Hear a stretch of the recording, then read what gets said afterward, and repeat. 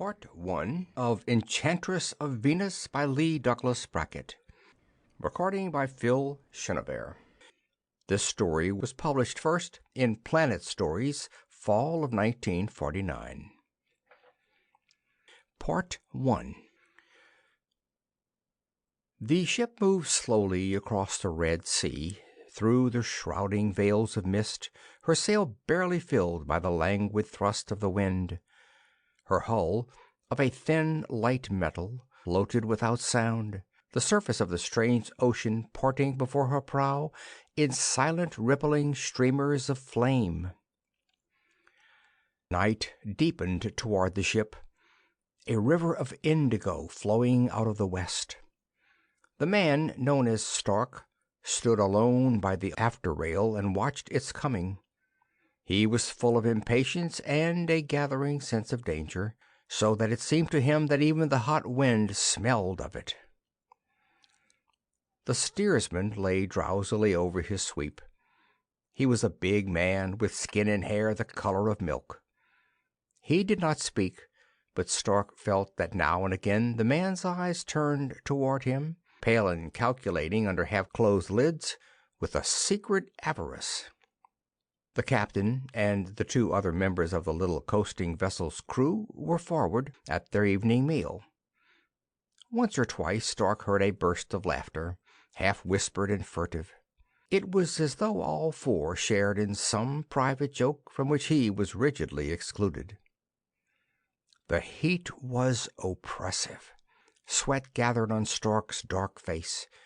His shirt stuck to his back.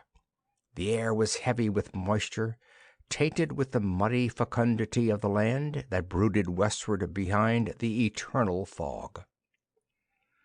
There was something ominous about the sea itself. Even on its own world, the Red Sea is hardly more than legend. It lies behind the mountains of white cloud, the great barrier wall that hides away half a planet. Few men have gone beyond that barrier, into the vast mystery of inner Venus. Fewer still have come back. Stark was one of that handful. 3 times before he had crossed the mountains, and once he had stayed for nearly a year. But he had never grown quite used to the Red Sea. It was not water. It was gaseous, dense enough to float the buoyant hulls of the metal ships, and it burned perpetually with its deep inner fires. The mists that clouded it were stained with the bloody glow. Beneath the surface, Stark could see the drifts of flame where the lazy currents ran, and the little coiling bursts of sparks that came upward and spread and melted into other bursts, so that the face of the sea was like a cosmos of crimson stars. It was very beautiful, glowing against the blue, luminous darkness of the night. Beautiful and strange. There was a padding of bare feet, and the captain, Malthor, came up to Stark, his outlines dim and ghostly in the gloom. "We will reach Shuruun," he said, "before the second glass is run." Stark nodded. "Good." The voyage had seemed endless, and the close confinement of the narrow deck had got badly on his nerves. "You will like Shuruun," said the captain jovially. "Our wine, our food, our women, all superb. We don't have many visitors. We keep to ourselves, as you will see, but those who do come—" He laughed and clapped Stark on the shoulder. "Ah, yes, you will be happy in Shuruun." It seemed to Stark that he caught an echo of laughter from the unseen crew, as though they listened and found a hidden jest in Malthor's words. Stark said, "That's fine." "Perhaps," said Malthor, "you would like to lodge with me. I could make you a good price." He had made a good price for Stark's passage from up the coast, an exorbitantly good one. Stark said, "No." "You don't have to be afraid," said the Venusian in a confidential tone. "The strangers who come to Shuruun all have the same reason. It's a good place to hide. We're out of everybody's reach." He paused, but Stark did not rise to his bait. Presently he chuckled and went on. In fact, it's such a safe place that most of the strangers decide to stay on. Now, at my house, I could give you, Stark said again flatly. No, the captain shrugged. Very well, think it over anyway. He peered ahead into the red, coiling mists. Ah, see there? He pointed, and Stark made out the shadowy loom of cliffs. We are coming into the strait now. Malthor turned and took the steering sweep himself, the helmsman going forward to join the others. The ship began to pick up speed. Stark saw that she had come into the grip of a current that swept toward the cliffs, a river of fire racing ever more swiftly in the depths of the sea. The dark wall seemed to plunge toward them. At first Stark could see no passage. Then, suddenly, a narrow crimson streak appeared, widened, and became a gut of boiling flame, rushing silently around broken rocks. Red fog rose like smoke. The ship quivered, sprang ahead, and tore like a mad thing into the heart of the inferno. In spite of himself, Stark's hands tightened on the rail. Tattered veils of mist swirled past them. The sea, the air, the ship itself seemed drenched in blood. There was no sound in all that wild sweep of current through the strait. Only the sullen fires burst and flowed. The reflected glare showed Stark that the straits of Shuruun were defended. Squat fortresses brooded on the cliffs. There were ballistas and great windlasses for the drawing of nets across the narrow throat. The men of Shuruun could enforce their law that barred all foreign shipping from their gulf. They had reason for such a law and such a defense. The legitimate trade of Shuruun, such as it was in wine and the delicate laces woven from spider silk. Actually, however, the city lived and throve on piracy, the arts of wrecking, and a contraband trade in the distilled juice of the Vela poppy. Looking at the rocks and the fortresses, Stark could understand how it was that Shuruun had been able, for more centuries than anyone could tell, to victimize the shipping of the Red Sea and offer a refuge to the outlaw, the wolf's head, the breaker of taboo. With startling abruptness, they were through the gut and drifting on the still surface of this all but landlocked arm of the Red Sea. Because of the shrouding fog, Stark could see nothing of the land. But the smell of it was stronger. Warm, damp soil and the heavy, faintly rotten perfume of vegetation, half jungle, half swamp. Once, through a rift in the wreathing vapor, he thought he glimpsed the shadowy bulk of an island, but it was gone at once. After the terrifying rush of the strait, it seemed to Stark that the ship barely moved. His impatience and the subtle sense of danger deepened. He began to pace the deck with the nervous velvet motion of a prowling cat. The moist, steamy air seemed all but unbreathable after the clean dryness of Mars, from which he had come so recently. It was oppressively still.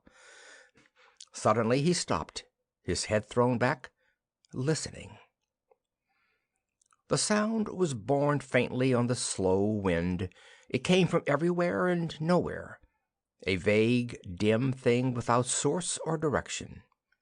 It almost seemed that the night itself had spoken, the hot blue night of Venus, crying out of the mists with a tongue of infinite woe. It faded and died away, only half heard, leaving behind it a sense of aching sadness, as though all the misery and longing of a world had found voice in that desolate wail. Stark shivered. For a time there was silence, and then he heard the sound again, now on a deeper note. Still faint and far away, it was sustained longer by the vagaries of the heavy air, and it became a chant rising and falling. There were no words. It was not the sort of thing that would have need of words. Then it was gone again. Stark turned to Malthor. "What was that?" The man looked at him curiously. He seemed not to have heard. "That wailing sound," said Stark impatiently. "Oh, that." The Venusian shrugged. "A trick of the wind. It sighs in the hollow rocks around the strait." He yawned, giving place again to the steersman, and came to stand beside Stark. The Earthman ignored him. For some reason, that sound, half heard through the mists, had brought his uneasiness to a sharp pitch. Civilization had brushed over Stark with a light hand. Raised from infancy by half-human aboriginals, his perceptions were still those of a savage. His ear was good. Malthor lied. That cry of pain was not made by any wind. "I have known several Earthmen," said Malthor, changing the subject, but not too swiftly. "None of them were like you." Intuition warned Stark to play along. "I don't come from Earth," he said. "I come from Mercury." Malthor puzzled over that. Venus is a cloudy world where no man has ever seen the sun, let alone a star. The captain had heard vaguely of these things. Earth and Mars he knew of, but Mercury was an unknown word. Stark explained. "The planet nearest the sun. It's very hot there. The sun blazes like a huge fire, and there are no clouds to shield it." "Ah, that is why your skin is so dark." He held his own pale forearm close to Stark's and shook his head. "I have never seen such skin," he said admiringly, "nor such great muscles." Looking up, he went on in a tone of complete friendliness. "I wish you would stay with me. You'll find no better lodgings in Shuruun. And I warn you, there are people in town who will take advantage of strangers, rob them, even slay them. Now, I am known by all as a man of honor. You could sleep soundly under my roof."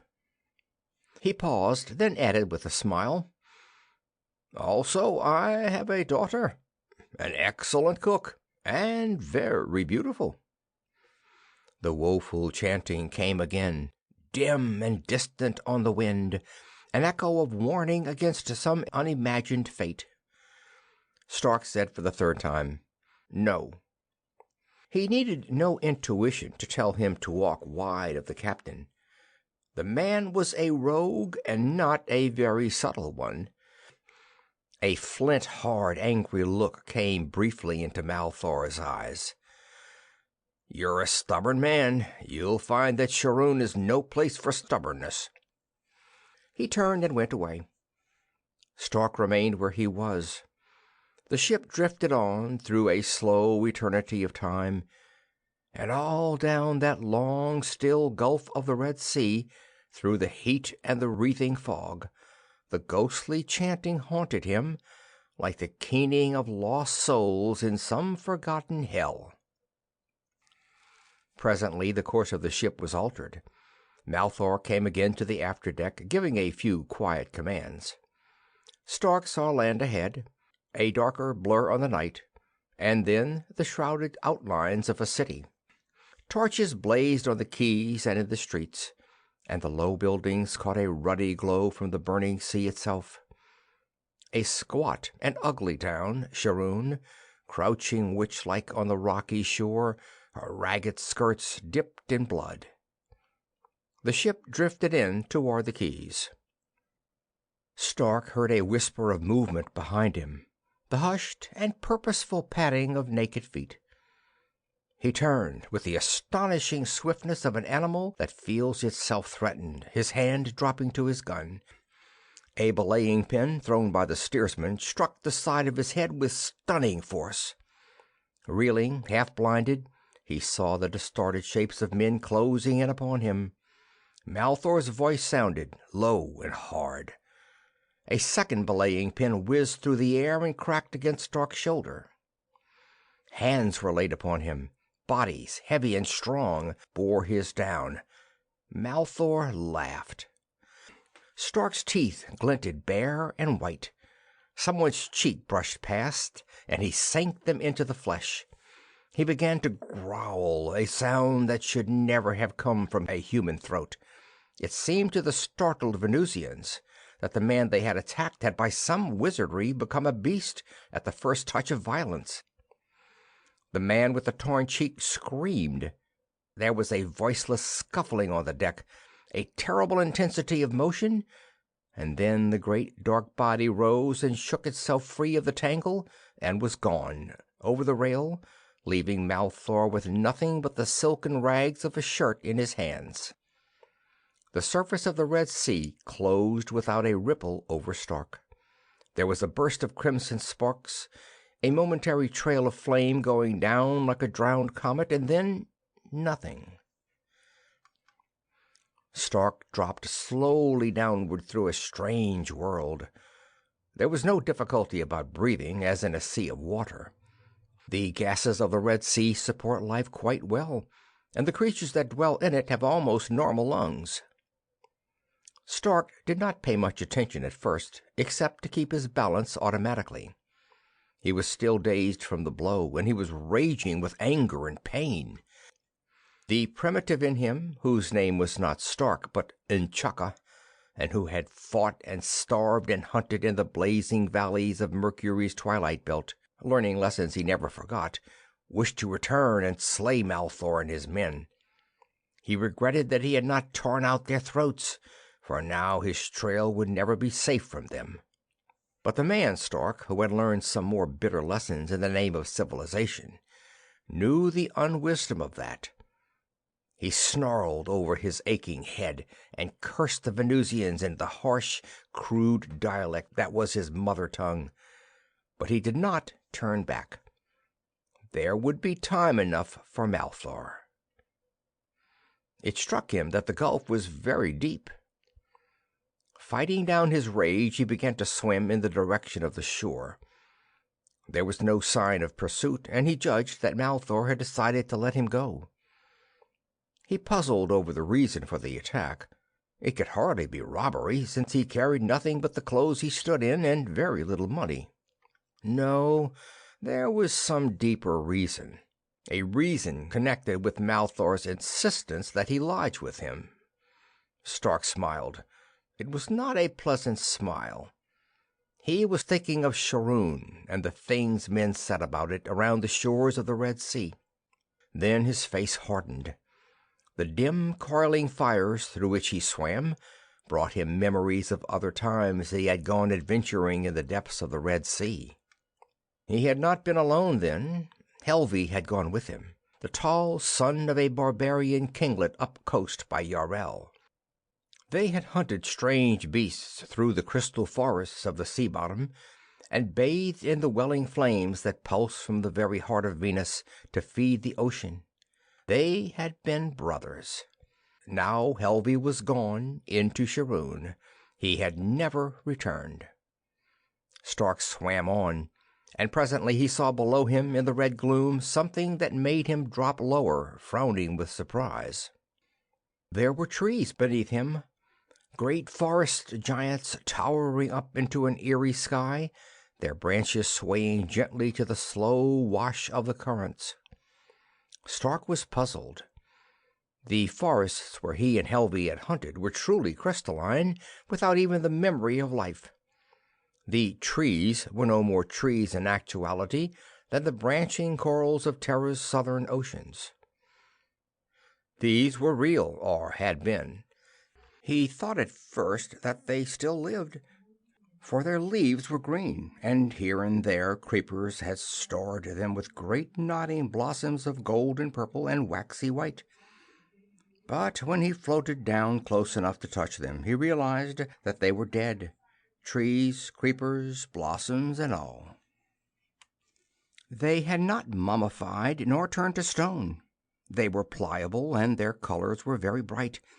Simply, they had ceased to live, and the gases of the sea had preserved them by some chemical magic so perfectly that barely a leaf had fallen. Stark did not venture into the shadowy denseness below the topmost branches. A strange fear came over him at the sight of that vast forest dreaming in the depths of the gulf, drowned and forgotten, as though wondering why the birds had gone, taking with them the warm rains and the light of day. He thrust his way upward, himself like a huge dark bird above the branches. An overwhelming impulse to get away from that flat, unearthly place drove him on, his half-wild sense shuddering with an impression of evil so great that it took all of his acquired common sense to assure him that he was not pursued by demons. He broke the surface at last, to find that he had lost his direction in the red deep, and made a long circle around, so that he was far below Shuruun. He made his way back, not hurrying now, and presently clambered out over the black rocks. He stood at the end of a muddy lane that wandered in toward the town. He followed it, moving neither fast nor slow, but with a wary alertness. Huts of wattle and daub took shape out of the fog, increasing in numbers, became a street of dwellings. Here and there rushlights glimmered through the slitted windows. A man and a woman clung together in a low doorway. They saw him and sprang apart, and the woman gave a little cry. Stark went on. He did not look back, but he knew that they were following him quietly at a little distance. The lane twisted snake-like upon itself, crawling now through a crowded jumble of houses. There were more lights and more people, tall, white-skinned folk of the swamp edges, with pale eyes and long hair the color of new flax, and the faces of wolves. Stark passed among them, alien and strange with his black hair and sun-darkened skin. They did not speak, nor did they try to stop him. Only they looked at him out of the red fog with a curious blend of amusement and fear, and some of them followed him, keeping well behind. A gang of small naked children came from somewhere among the houses and ran shouting beside him, out of reach, until one boy threw a stone and screamed something unintelligible except for one word: El-Hari. Then they all stopped, horrified, and fled. Stark went on, through the quarter of the lace-makers, heading by instinct toward the wharves. The glow of the Red Sea pervaded all the air, so that it seemed as though the mist was full of tiny drops of blood. There was a smell about the place he did not like, a damp miasma of mud and crowding bodies and wine, and the breath of the vela poppy. Shuruun was an unclean town, and it stank of evil. There was something else about it, a subtle thing that touched Stark's nerves with a chill finger: fear. He could see the shadow of it in the eyes of the people, hear its undertone in their voices. The wolves of Shuruun did not feel safe in their own kennel. Unconsciously, as this feeling grew upon him, Stark's step grew more and more wary, his eyes more cold and hard. He came out into a broad square by the harbor front. He could see the ghostly ships moored along the quays, the piled casks of wine, the tangle of mists and cordage, dim against the background of the burning gulf. There were many torches here. Large, low buildings stood around the square. There was laughter and the sound of voices from the dark verandas, and somewhere a woman sang to the melancholy lilting of a reed pipe. A suffused glow of light in the distance ahead caught Stark's eyes. That way the streets sloped to a higher ground, and, straining his vision against the fog, he made out very dimly the tall bulk of a castle crouched on the low cliffs, looking with bright eyes upon the night and the streets of Shuruun. Stark hesitated briefly. Then he started across the square toward the largest of the taverns. There were a number of people in the open space, mostly sailors and their women. They were loose and foolish with wine, but even so they stopped where they were and stared at the dark stranger, and then drew back from him, still staring. Those who had followed Stark came into the square after him, and then paused, spreading out in an aimless sort of way to join with other groups, whispering among themselves. The woman stopped singing in the middle of a phrase. End of Part 1.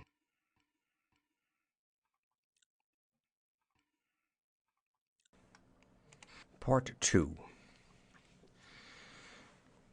A curious silence fell on the square. A nervous sibilance ran round and round under the silence, and men came slowly out from the verandas and the doors of the wine shops. Suddenly, a woman with disheveled hair pointed her arm at Stark and laughed, the shrieking laugh of a harpy. Stark found his way barred by 3 tall young men with hard mouths and crafty eyes, who smiled at him as hounds smile before the kill. "Stranger," they said. "Earthman." "Outlaw," answered Stark, and it was only half a lie. One of the young men took a step forward. "Did you fly like a dragon over the mountains of white cloud? Did you drop from the sky?" "I came on Malthor's ship." A kind of sigh went round the square, and with it the name of Malthor. The eager faces of the young men grew heavy with disappointment, but the leader said sharply, "I was on the quay when Malthor docked. You were not on board." It was Stark's turn to smile. In the light of the torches his eyes blazed cold and bright as ice against the sun. "Ask Malthor the reason for that," he said. "Ask the man with the torn cheek. Or perhaps," he added softly, "you would like to learn for yourselves." The young men looked at him, scowling, in an odd mood of indecision. Stark settled himself, every muscle loose and ready. And the woman who had laughed crept closer and peered at Stark through her tangled hair, breathing heavily of the poppy wine. All at once she said loudly, "He came out of the sea. That's where he came from. He's—" One of the young men struck her across the mouth, and she fell down in the mud. A burly seaman ran out and caught her by the hair, dragging her to her feet again. His face was frightened and very angry. He hauled the woman away, cursing her for a fool and beating her as he went. She spat out blood and said no more. "Well," said Stark to the young men, "have you made up your minds?" "Minds?" said a voice behind them, a harsh, timbered, rasping voice that handled the liquid vocables of the Venusian speech very clumsily indeed. "They have no minds, these whelps. If they had, they'd be off about their business, instead of standing here badgering a stranger."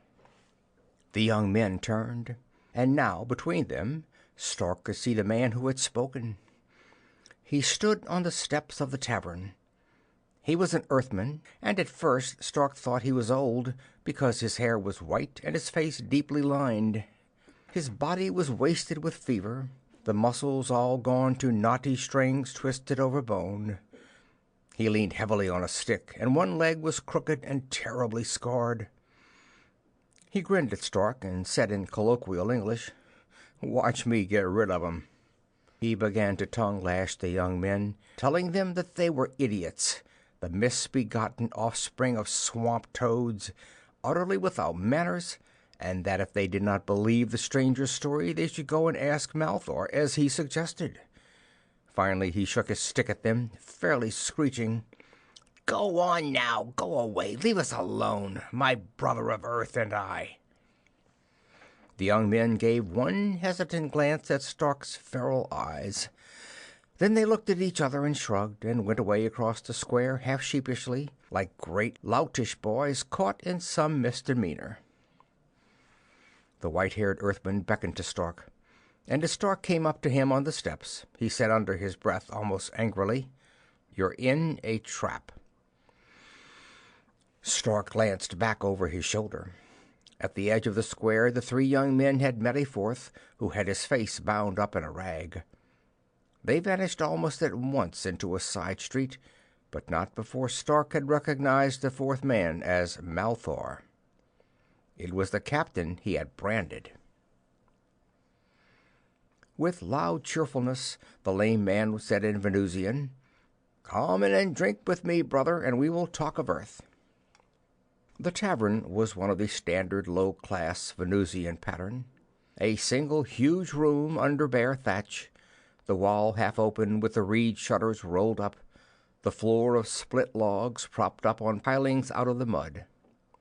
A long, low bar, little tables, mangy skins and heaps of dubious cushions on the floor around them, and at one end the entertainers, two old men with a drum and a reed pipe, and a couple of sulky, tired-looking girls.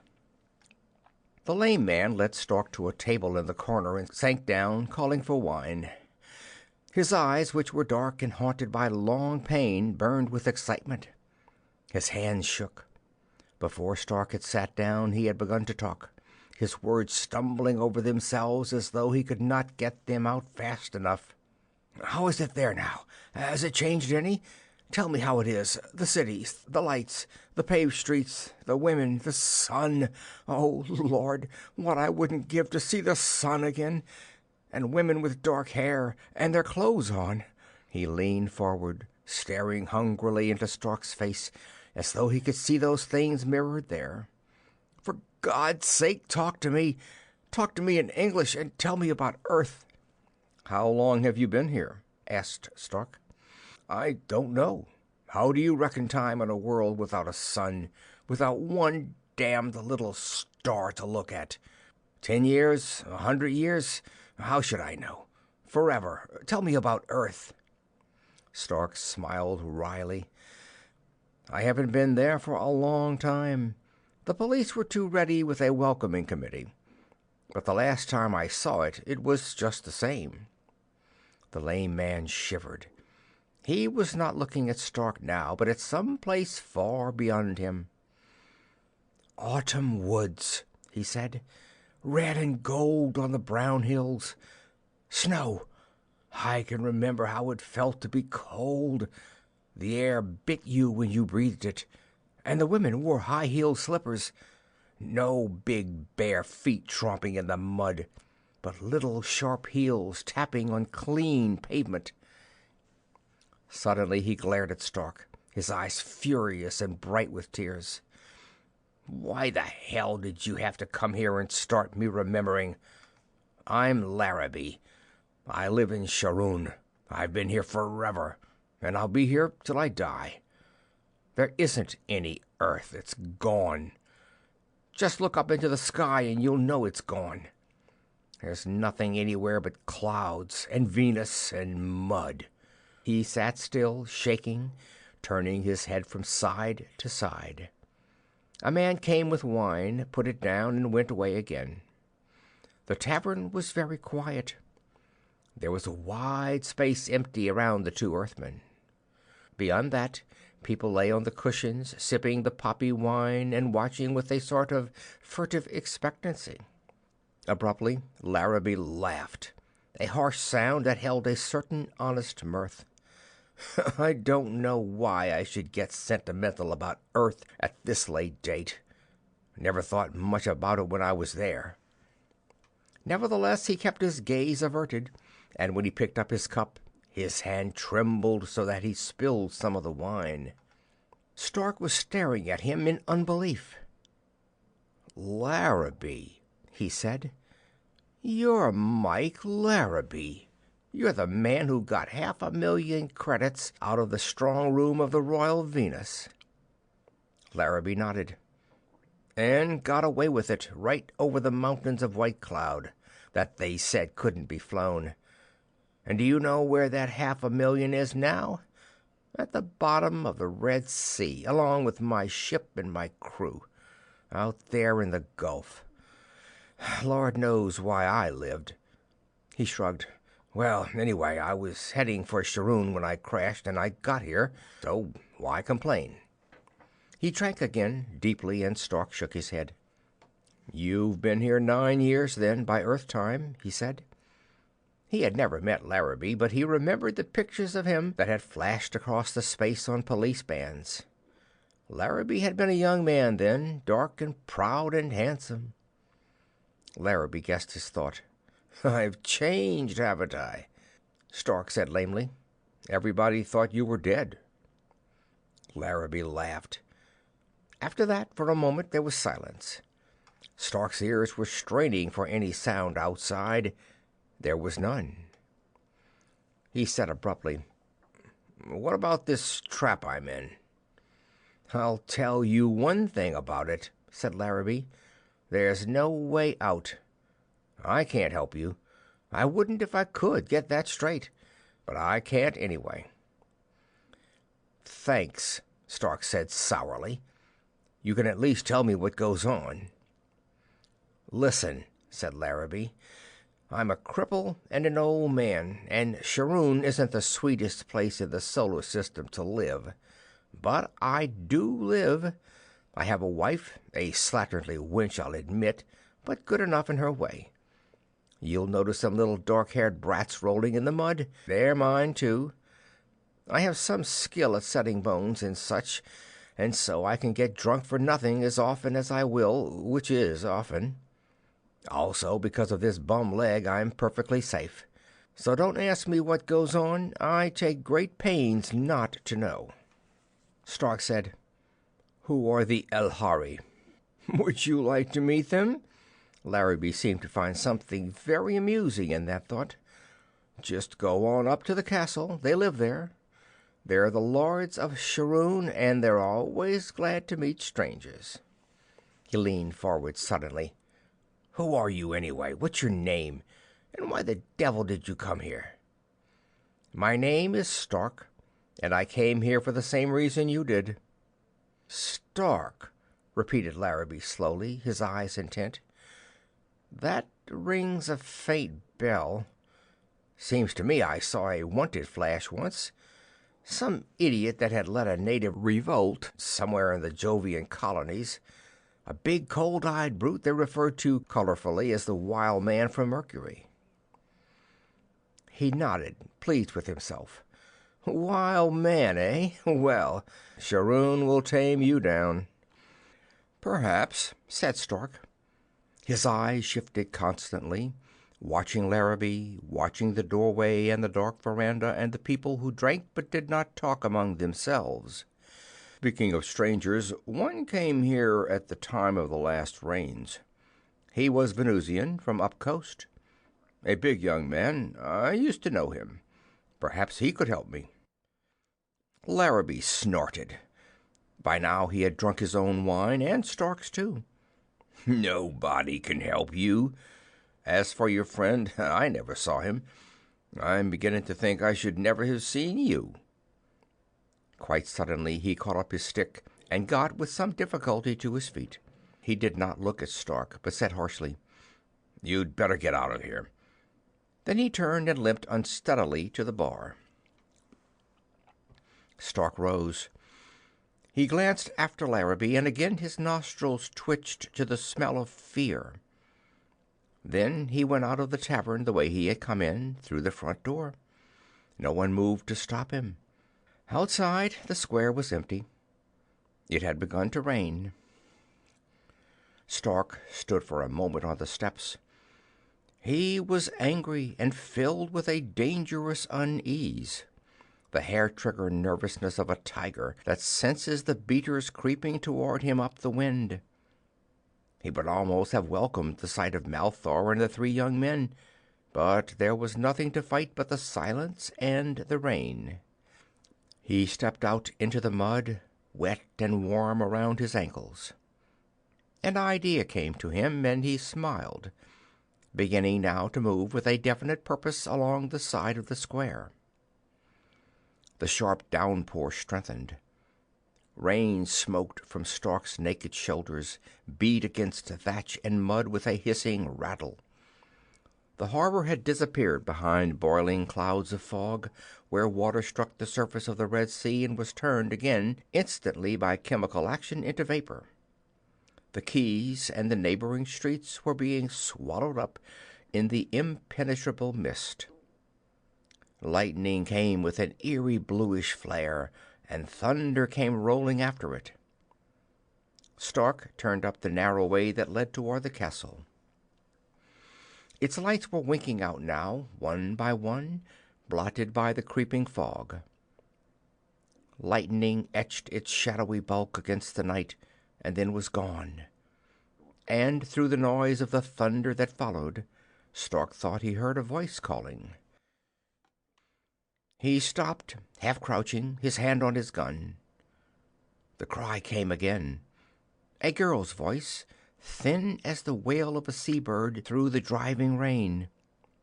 Then he saw her, a small white blur in the street behind him, running, and even in that dim glimpse of her, every line of her body was instinct with fright.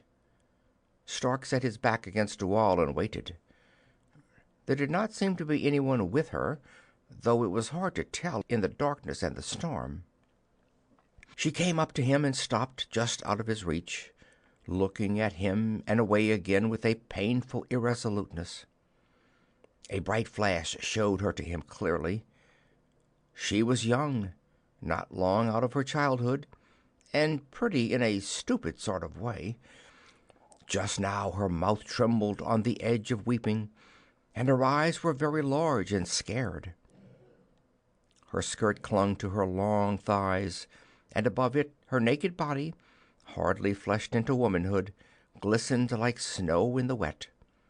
Her pale hair hung dripping over her shoulders. Stark said gently, "What do you want with me?" She looked at him, so miserably like a wet puppy that he smiled. And as though that smile had taken what little resolution she had out of her, she dropped to her knees, sobbing. "I can't do it," she wailed. He'll kill me, but I just can't do it." "Do what?" asked Stark. She stared up at him. "Run away," she urged him. "Run away now. You'll die in the swamps, but that's better than being one of the lost ones." She shook her thin arms at him. "Run away." The street was empty. Nothing showed, nothing stirred anywhere. Stark leaned over and pulled the girl to her feet, drawing her in under the shelter of the thatched eaves. "Now then," he said, "suppose you stop crying and tell me what this is all about." Presently, between gulps and hiccups, he got the story out of her. "I am Zareth," she said, "Malthor's daughter. He's afraid of you because of what you did to him on the ship, so he ordered me to watch for you in the square when you would come out of the tavern. Then I was to follow you and—" She broke off, and Stark patted her shoulder. "Go on." But a new thought had occurred to her. "If I do, will you promise not to beat me, or—" She looked at his gun and shivered. "I promise." She studied his face, what she could see of it in the darkness, and then seemed to lose some of her fear. "I was to stop you. I was to say what I've already said about being Malthor's daughter and the rest of it, and then I was to say that he wanted me to lead you into an ambush while pretending to help you escape, but that I couldn't do it, and would help you to escape anyhow, because I hated Malthor and the whole business about the lost ones, so you would believe me and follow me, and I would lead you into the ambush." She shook her head and began to cry again, quietly this time, and there was nothing of the woman about her at all now. She was just a child, very miserable and afraid. Stark was glad he had branded Malthor. "But I can't lead you into the ambush. I do hate Malthor, even if he is my father, because he beats me. And the lost ones—" She paused. "Sometimes I hear them at night, chanting way out there beyond the mist. It is a very terrible sound." "It is," said Stark. "I've heard it. Who are the lost ones, Zareth?" "I can't tell you that," said Zareth. "It's forbidden even to speak of them. And anyway," she finished honestly, "I don't even know. People disappear, that's all. Not our own people of Shuruun, at least not very often. but strangers like you. And I'm sure my father goes off into the swamps to hunt among the tribes there, and I'm sure he comes back from some of his voyages with nothing in his hold but men from some captured ship. Why or what for, I don't know, except I've heard the chanting." "They live out there in the Gulf, do they, the lost ones?" "They must. There are many islands there." "And what of the Elhari, the lords of Shuruun? Don't they know what's going on, or are they part of it?" She shuddered and said, "It is not for us to question the Elhari, nor even wonder what they do. Those who have gone from Shuruun, nobody knows where." Stark nodded. He was silent for a moment, thinking. Then Zareth's little hand touched his shoulder. "Go," she said. "Lose yourself in the swamps. You're strong, and there's something about you different from other men. You may live to find your way through." "No, I have something to do before I leave Shuruun." He took Zareth's damp, fair head between his hands and kissed her on the forehead. "You're a sweet child, Zareth, and a brave one. Tell Malthor that you did exactly as he told you, and it was not your fault I wouldn't follow you." "He will beat me anyway," said Zareth philosophically, "but perhaps not quite so hard." "He'll have no reason to beat you at all if you tell him the truth, that I would not go with you because my mind was set on going to the castle of the Elhari." There was a long, long silence, while Zareth's eyes widened slowly in horror, and the rain beat on the thatch, and fog and thunder rolled together across Shuruun. "To the castle?" she whispered. "Oh, no! Go into the swamps, or let Malthor take you, but don't go to the castle." She took hold of his arm, her fingers biting into his flesh with the urgency of her plea. "You're a stranger. You don't know. Please, don't go up there." "Why not?" asked Stark. "Are the Elhari demons? Do they devour men?" He loosened her hands gently. "You'd better go now. Tell your father where I am, if he wishes to come after me." Zareth backed away slowly out into the rain, staring at him as though she looked at someone standing on the brink of hell, not dead, but worse than dead. Wonder showed in her face, and through it a great yearning pity. She tried once to speak, and then shook her head and turned away, breaking into a run as though she could not endure to look upon Stark any longer. In a second she was gone. Stark looked after her for a moment, strangely touched. Then he stepped out into the rain again, heading upward along the steep path that led to the castle of the lords of Shuruun. The mist was blinding. Stark had to feel his way, and as he climbed higher, above the level of the town, he was lost in the sullen redness. A hot wind blew, and each flare of lightning turned the crimson fog to a hellish purple. The night was full of a vast hissing where the rain poured into the gulf. He stopped once to hide his gun in a cleft between the rocks. At length he stumbled against a carven pillar of black stone, and found the gate that hung from it, a massive thing sheathed in metal. It was barred, and the pounding of his fists upon it made little sound.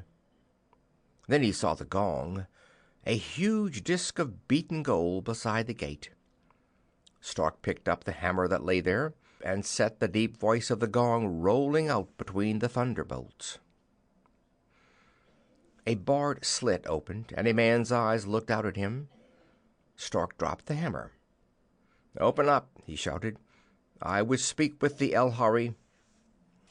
From within he heard an echo of laughter. Scraps of voices came to him on the wind, and then more laughter, and then, slowly, the great valves of the gate creaked open, wide enough only to admit him. He stepped through, and the gateway was shut behind him with a ringing clash. He stood in a huge open court. Enclosed within its walls was a village of thatched huts, with open sheds for cooking, and behind them were pens for the stabling of beasts, the wingless dragons of the swamps that can be caught and broken to the goad. He saw this only in vague glimpses because of the fog. The men who had let him in clustered around him, thrusting him forward into the light that streamed from the huts. "He would speak with the Elhari," one of them shouted to the women and children who stood in the doorways watching. The words were picked up and tossed around the court, and a great burst of laughter went up. Stark eyed them, saying nothing. They were a puzzling breed. The men obviously were soldiers and guards to the Elhari, for they wore the harness of fighting men. As obviously these were their wives and children, all living behind the castle walls and having little to do with Shuruun. But it was their racial characteristic that surprised him. They had interbred with the pale tribes of the swamp edges that had peopled Shuruun, and there were many with milk-white hair and broad faces. Yet even these bore an alien stamp. Stark was puzzled, for the race he would have named was unknown here behind the mountains of white cloud, and almost unknown anywhere on Venus at sea level, among the sweltering marshes and the eternal fogs. End of Part 2.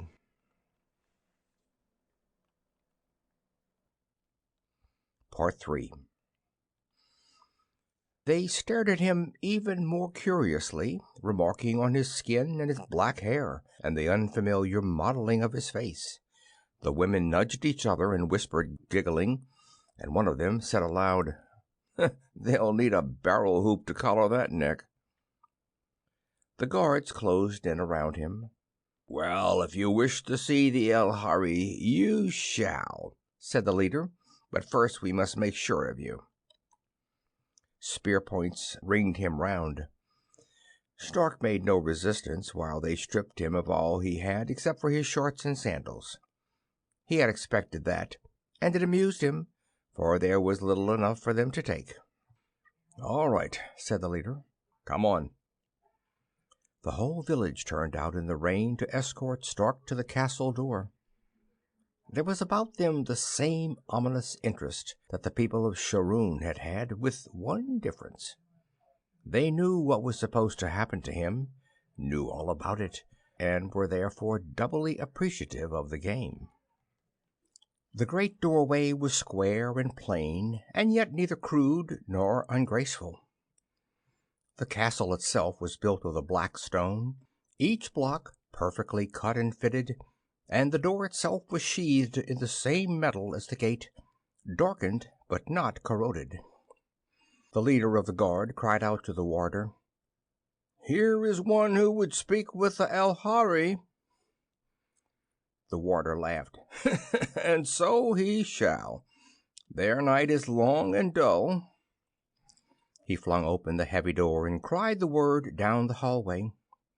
Stark could hear it echoing hollowly within, and presently from the shadows came servants clad in silks and wearing jeweled collars, and from the guttural sound of their laughter Stark knew that they had no tongues. Stark faltered then. The doorway loomed hollowly before him, and it came to him suddenly that evil lay behind it, and that perhaps Zareth was wiser than he when she warned him from the Elhari. Then he thought of Helvi and of other things, and lost his fear in anger. Lightning burned the sky. The last cry of the dying storm shook the ground under his feet.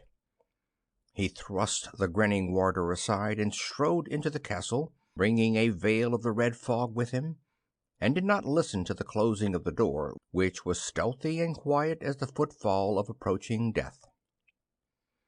Torches burned here and there along the walls, and by their smoky glare he could see that the hallway was like the entrance, square and unadorned, faced with the black rock. It was high and wide, and there was about the architecture a calm reflective dignity that had its own beauty in some ways more impressive than the sensuous loveliness of the ruined palaces he had seen on Mars. There were no carvings here, no paintings, nor frescoes. It seemed that the builders had felt that the hall itself was enough, in its massive perfection of line and the somber gleam of polished stone. The only decoration was in the window embrasures. These were empty now, open to the sky with the red fog wreathing through them, but there were still scraps of jewel-toned panes clinging to the fretwork to show what they had once been. A strange feeling swept over Stark. Because of his wild upbringing, he was abnormally sensitive to the sort of impressions that most men receive either dully or not at all. Walking down the hall, preceded by the tongueless creatures in their bright silks and blazing collars, he was struck by a subtle difference in the place. The castle itself was only an extension of the minds of its builders, a dream shaped into reality. Stark felt that that dark, cool, curiously timeless dream had not originated in a mind like his own, nor like that of any man he had ever seen. Then the end of the hall was reached, the way barred by low, broad doors of gold fashioned in the same chaste simplicity. A soft scurrying of feet, a shapeless tittering from the servants, a glancing of malicious, mocking eyes. The golden door swung open, and Stark was in the presence of the Alhari.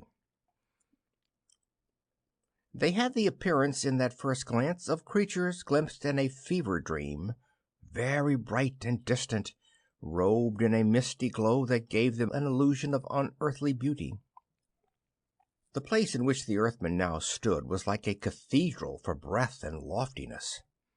Most of it was in darkness, so that it seemed to reach without limit above and on all sides, as though the walls were only shadowy phantasms of the night itself. The polished black stone under his feet held a grim, translucent gleam, depthless as water in a black tarn. There was no substance anywhere. Far away in this shadowy vastness burned a cluster of lamps, a galaxy of little stars to shed a silvery light upon the lords of Shuruun. There had been no sound in the place when Stark entered, for the opening of the golden doors had caught the attention of the Alhari and held it in contemplation of the stranger. Stark began to walk toward them in this utter stillness. Quite suddenly, in the impenetrable gloom somewhere to his right, there came a sharp scuffling and a scratching of reptilian claws, a hissing and a sort of low, angry muttering, all magnified and distorted by the echoing vault into a huge, demoniac whispering that swept all around him. Stark whirled around, crouched and ready, his eyes blazing and his body bathed in cold sweat. The noise increased, rushing toward him.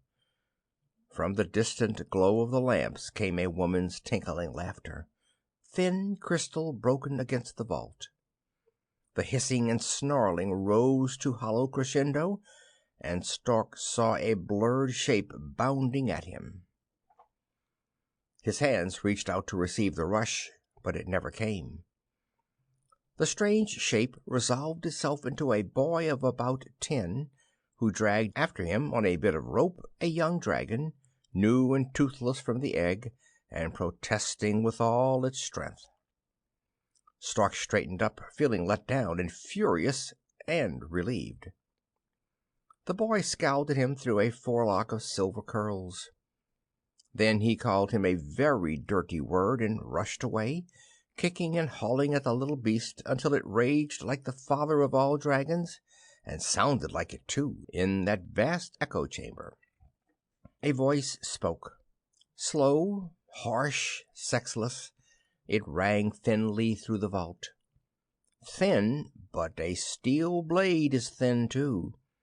It speaks inexorably, and its word is final.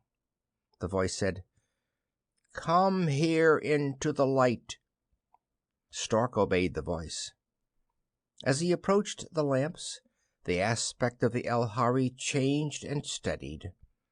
Their beauty remained, but it was not the same.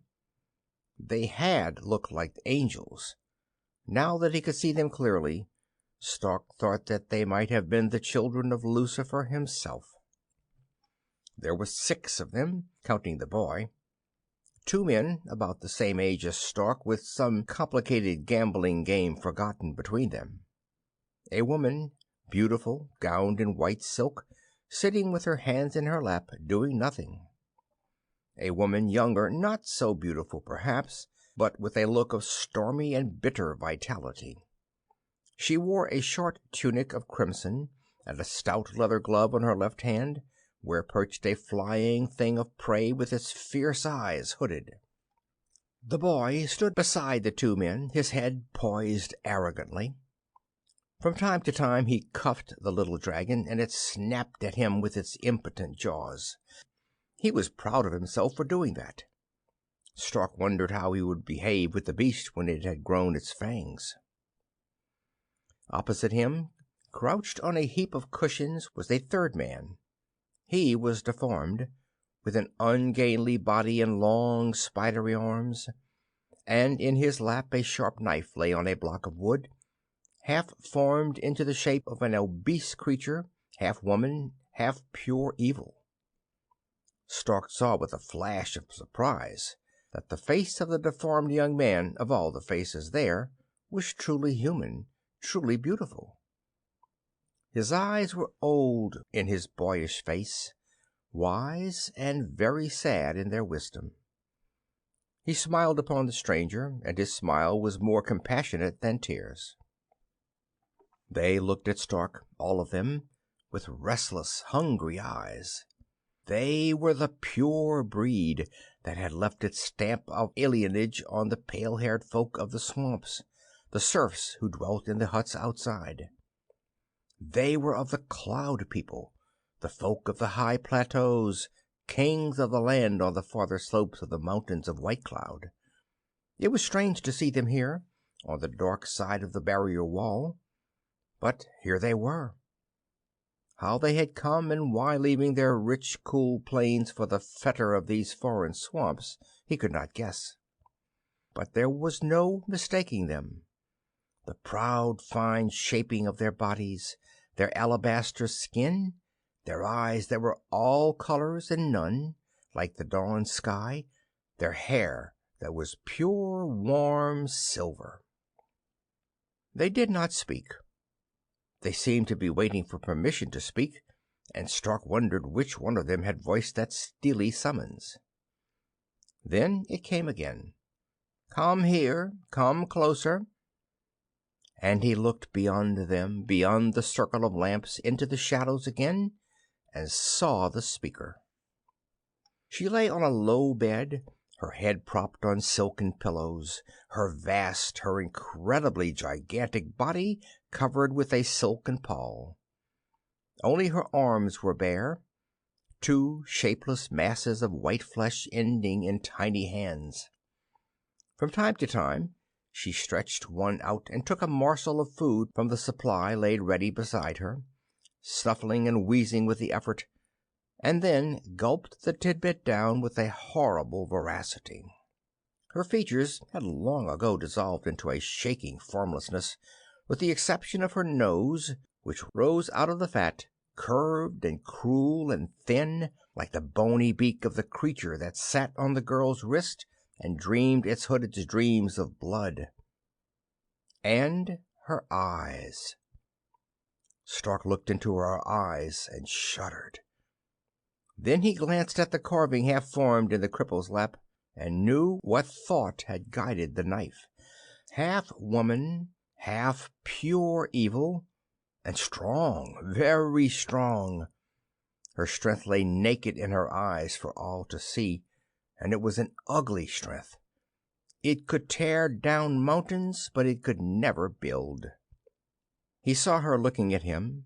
Her eyes bored into his as though they would search out his very guts and study them, and he knew that she expected him to turn away, unable to bear her gaze. He did not. Presently he smiled and said, "I have outstared a rock lizard to determine which of us should eat the other. And I've outstared the very rock while waiting for him." She knew that he spoke the truth. Stark expected her to be angry, but she was not. A vague, mountainous rippling shook her and emerged at length as a voiceless laughter. "You see that?" she demanded, addressing the others. "You whelps of the Elhari, not one of you dares to face me down. Yet here is a great dark creature from the gods knows where who can stand and shame you." She glanced over at Stark. "What demon's blood brought you forth that you have learned neither prudence nor fear?" Stark answered soberly, "I learned them both before I could walk. But I learned another thing also, a thing called anger." "And are you angry?" "Ask Malthor if I am, and why." He saw the two men start a little, and a slow smile crossed the girl's face. "Malthor," said the hulk upon the bed, and ate a mouthful of roast meat dripping with fat. "That is interesting. But rage against Malthor did not bring you here. I am curious, stranger. Speak." "I will." Stark glanced around. The place was a tomb, a trap. The very air smelled of danger. The younger folk watched him in silence. Not one of them had spoken since he came in, except the boy, who had cursed him, and that was unnatural in itself. The girl leaned forward, idly stroking the creature on her wrist so that it stirred and ran its knife-like talons in and out of their bony sheaths with sensuous pleasure. Her gaze on Stark was bold and cool, oddly challenging. Of them all, she alone saw him as a man. To the others he was a problem, a diversion, something less than human.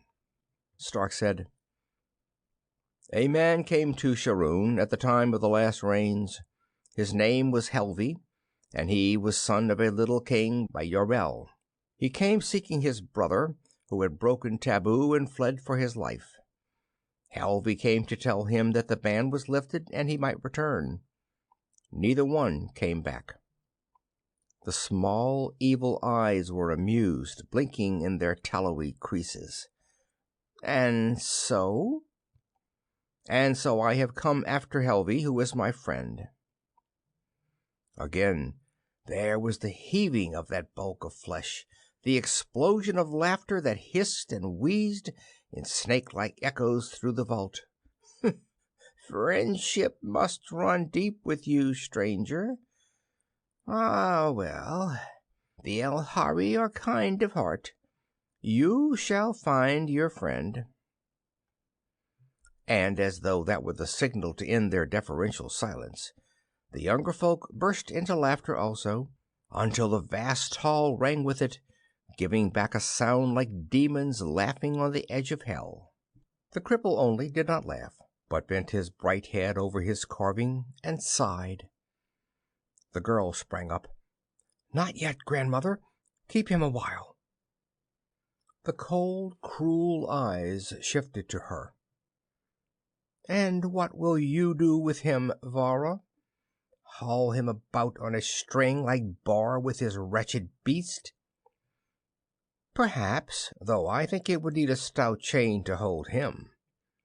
Vara turned and looked at Stark, bold and bright, taking in the breadth and the height of him, the shaping of the great smooth muscles, the iron line of the jaw.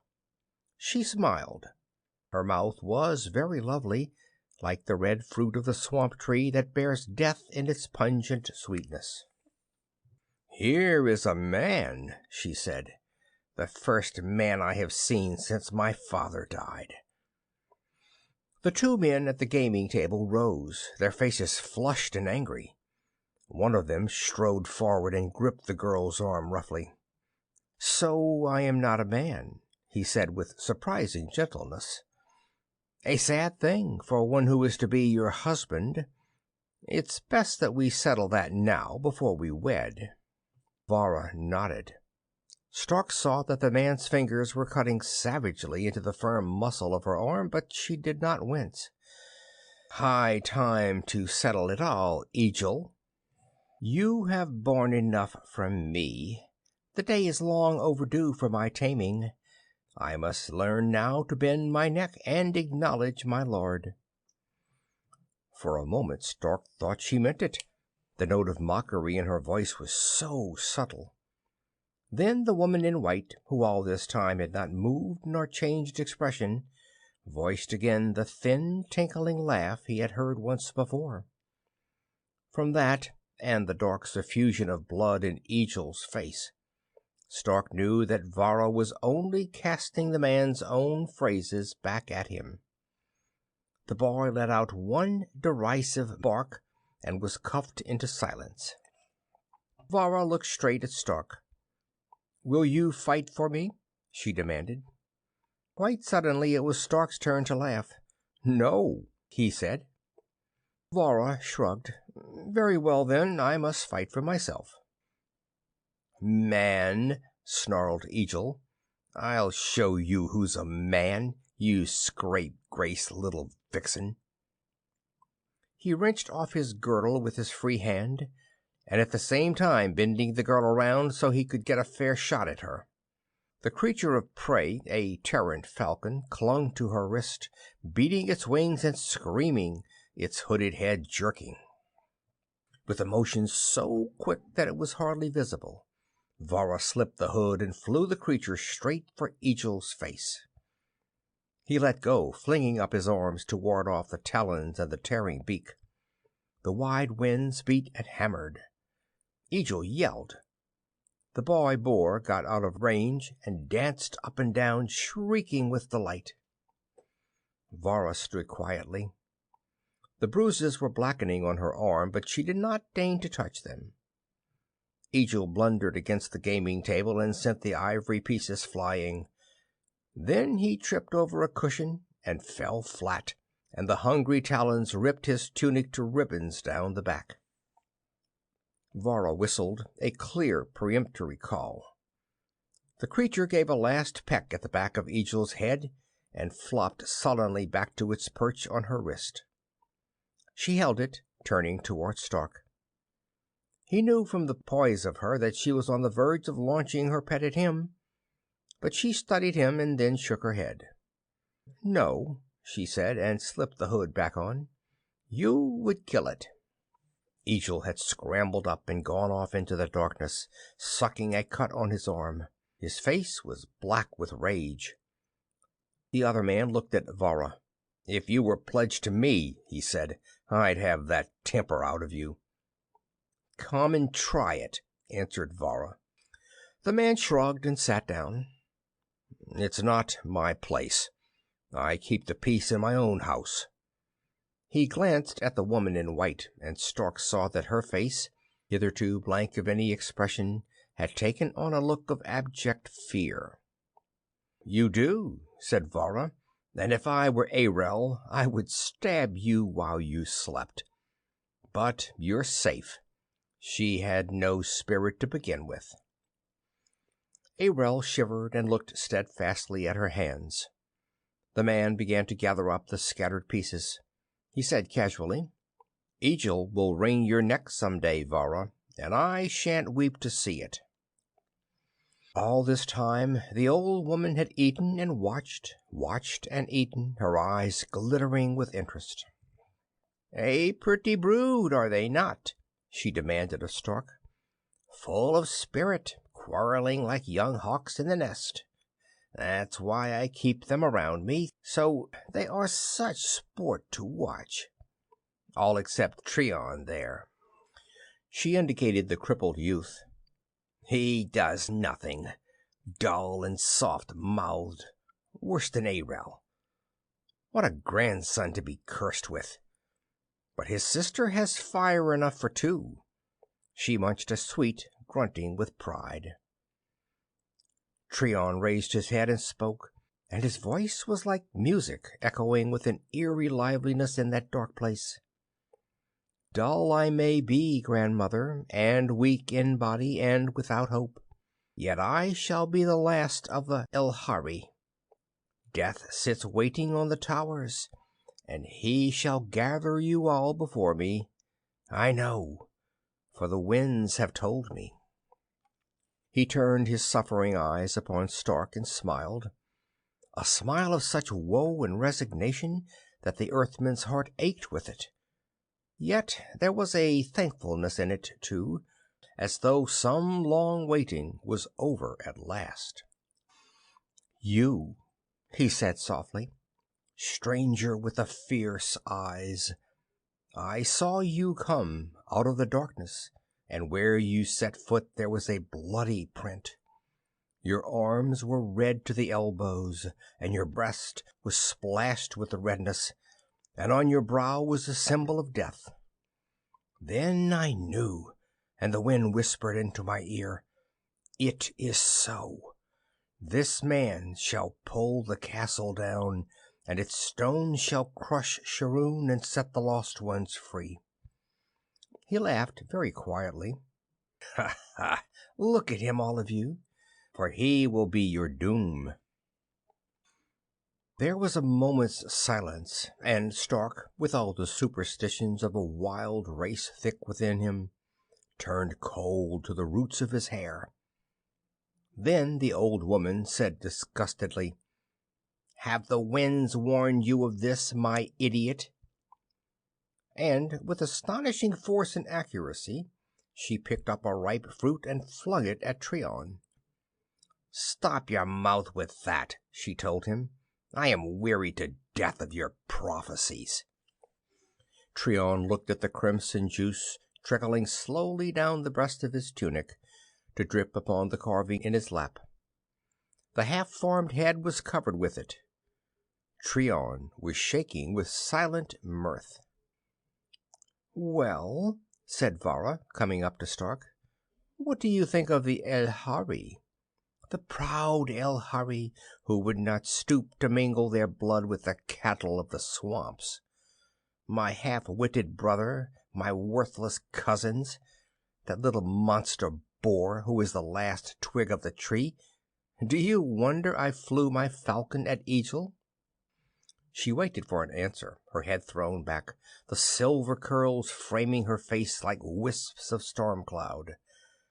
There was a swagger about her that at once irritated and delighted Stark. A hellcat, he thought, but a mighty fetching one, and bold as brass. Bold and honest. Her lips were parted, midway between anger and a smile. He caught her to him suddenly and kissed her, holding her slim, strong body as though she were a doll. He was in no hurry to set her down. When at last he did, he grinned and said, "Was this what you wanted?" "Yes," answered Varra, "that was what I wanted." She spun about, her jaw set dangerously. "Grandmother," she got no farther. Stark saw that the old woman was attempting to sit upright, her face purpling with effort and the most terrible wrath he had ever seen. "You!" she gasped at the girl. She choked on her fury and her shortness of breath, and then Egil came, soft-footed, into the light, bearing in his hand a thing made of black metal and oddly shaped, with a blunt, thick muzzle. "Lie back, grandmother," he said. "I had a mind to use this on Varra." Even as he spoke, he pressed a stud, and Stark, in the act of leaping for the sheltering darkness, crashed down and lay like a dead man. There had been no sound, no flash, nothing but a vast hand that smote him suddenly into oblivion. Egil finished. "But I see a better target." End of Part 3.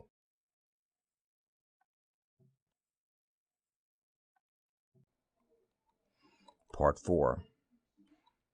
Red, red, red.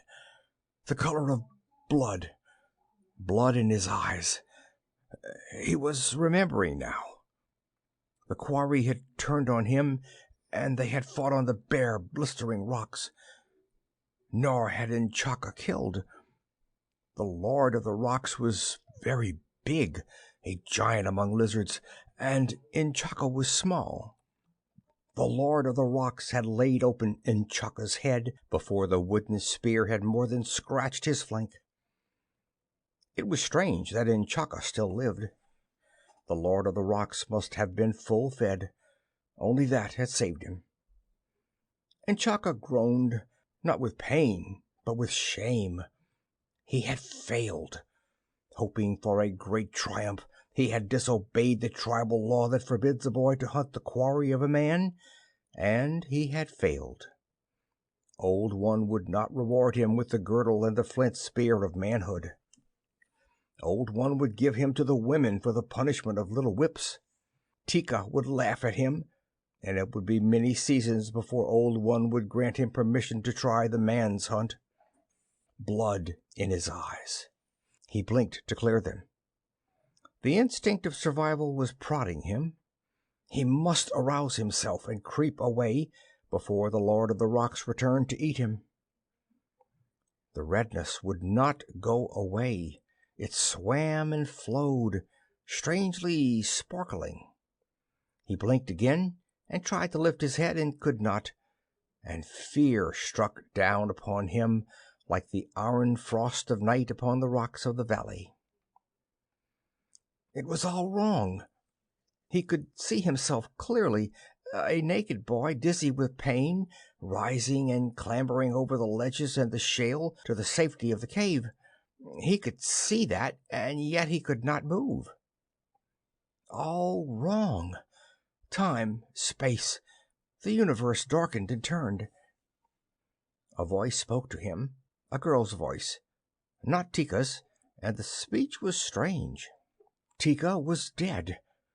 Memories rushed through his mind, the bitter things, the cruel things. Old One was dead, and all the others. The voice spoke again, calling him by a name that was not his own. Stark. Memory shattered into a kaleidoscope of broken pictures, fragments rushing, spinning. He was adrift among them. He was lost, and the terror of it brought a scream into his throat. Soft hands touching his face, gentle words, swift and soothing. The redness cleared and steadied, though it did not go away, and quite suddenly he was himself again, with all his memories where they belonged. He was lying on his back, and Zareth, Malthor's daughter, was looking down at him. He knew now what the redness was. He had seen it too often before not to know. He was somewhere at the bottom of the Red Sea, that weird ocean in which a man can breathe. And he could not move. That had not changed, nor gone away. His body was dead. The terror he had felt before was nothing to the agony that filled him now. He lay entombed in his own flesh, staring up at Zareth, wanting an answer to a question he dared not ask. She understood from the look in his eyes. "It's all right," she said, and smiled. "It will wear off. You'll be all right. It's only the weapon of the Elhari. Somehow it puts the body to sleep, but it will wake again." Stark remembered the black object that Egil had held in his hands. A projector of some sort, then, beaming a current of high-frequency vibration that paralyzed the nerve centers. He was amazed. The Cloud People were barbarians themselves, though on a higher scale than the swamp-edge tribes, and certainly had no such scientific proficiency. He wondered where the Elhari had got hold of such a weapon. It didn't really matter, not just now. Relief swept over him, bringing him dangerously close to tears. The effect would wear off. At the moment, that was all he cared about. He looked up at Zareth again. Her pale hair floated with the slow breathing of the sea, a milky cloud against the spark-shot crimson. He saw now that her face was drawn and shadowed, and there was a terrible hopelessness in her eyes. She had been alive when he first saw her. frightened, not too bright, but full of emotion and a certain dogged courage. Now the spark was gone, crushed out. She wore a collar around her white neck, a ring of dark metal with the ends fused together for all time. "Where are we?" he asked. And she answered, her voice carrying deep and hollow in the dense substance of the sea. "We are in the place of the lost ones." Stark looked beyond her, as far as he could see, since he was unable to turn his head, and wonder came to him. Black walls, black vault above him, a vast hall filled with the wash of the sea that slipped in streaks of whispering flame through the high embrasures. A hall that was the twin to the vault of shadows where he had met the Elhari. "This is a city," said Zareth dully. "You will see it soon. You will see nothing else until you die." Stark said very gently, "How do you come here, little one?" "Because of my father. I will tell you all I know, which is little enough. Malthor has been slaver to the Elhari for a long time. There are a number of them among the captains of Shuruun, but that is a thing that is never spoken of, so I, his daughter, could only guess. I was sure of it when he sent me after you." She laughed, a bitter sound. "Now I'm here, with the collar of the Lost Ones on my neck, but Malthor is here too." She laughed again, ugly laughter to come from a young mouth. Then she looked at Stark, and her hand reached out timidly to touch his hair in what was almost a caress. Her eyes were wide and soft and full of tears. "Why didn't you go into the swamps when I warned you?" Stark answered stolidly. "Too late to worry about that now." Then, "You say Malthor is here, a slave?" "Yes." Again that look of wonder and admiration in her eyes. "I don't know what you said or did to the Elhari, but the Lord Egil came down in a black rage and cursed my father for a bungling fool because he could not hold you. My father whined and made excuses, and all would have been well, only his curiosity got the better of him, and he asked the Lord Egil what had happened. You were like a wild beast, Malthor said, and he hoped you had not harmed the Lady Vara, as he could see from Egil's wounds that there had been trouble. The Lord Egil turned quite purple. I thought he was going to fall in a fit." "Yes," said Stark. "That was the wrong thing to say." The ludicrous side of it struck him, and he was suddenly roaring with laughter. "Malthor should have kept his mouth shut." "Egil called his guard and ordered them to take Malthor, and when he realized what had happened, Malthor turned on me, trying to say that it was all my fault, that I let you escape." Stark stopped laughing. Her voice went on slowly. "Egil seemed quite mad with fury. I have heard that the Elhari are all mad, and I think it is so. At any rate, he ordered me taken too, for he wanted to stamp Malthor's seed into the mud forever. So we are here." There was a long silence. Stark could think of no word of comfort, and as for hope, he had better wait until he was sure he could at least raise his head. Egil might have damaged him permanently out of spite. In fact, he was surprised he wasn't dead. He glanced again at the collar on Zareth's neck. Slave. Slave to the Elhari, in the city of the Lost Ones. What the devil did they do with slaves at the bottom of the sea? The heavy gases conducted sound remarkably well, except for an odd property of diffusion, which made it seem that a voice came from everywhere at once. Now, all at once, Stark became aware of a dull clamor of voices drifting towards him. He tried to see, and Zareth turned his head carefully so that he might. The Lost Ones were returning from whatever work it was they did.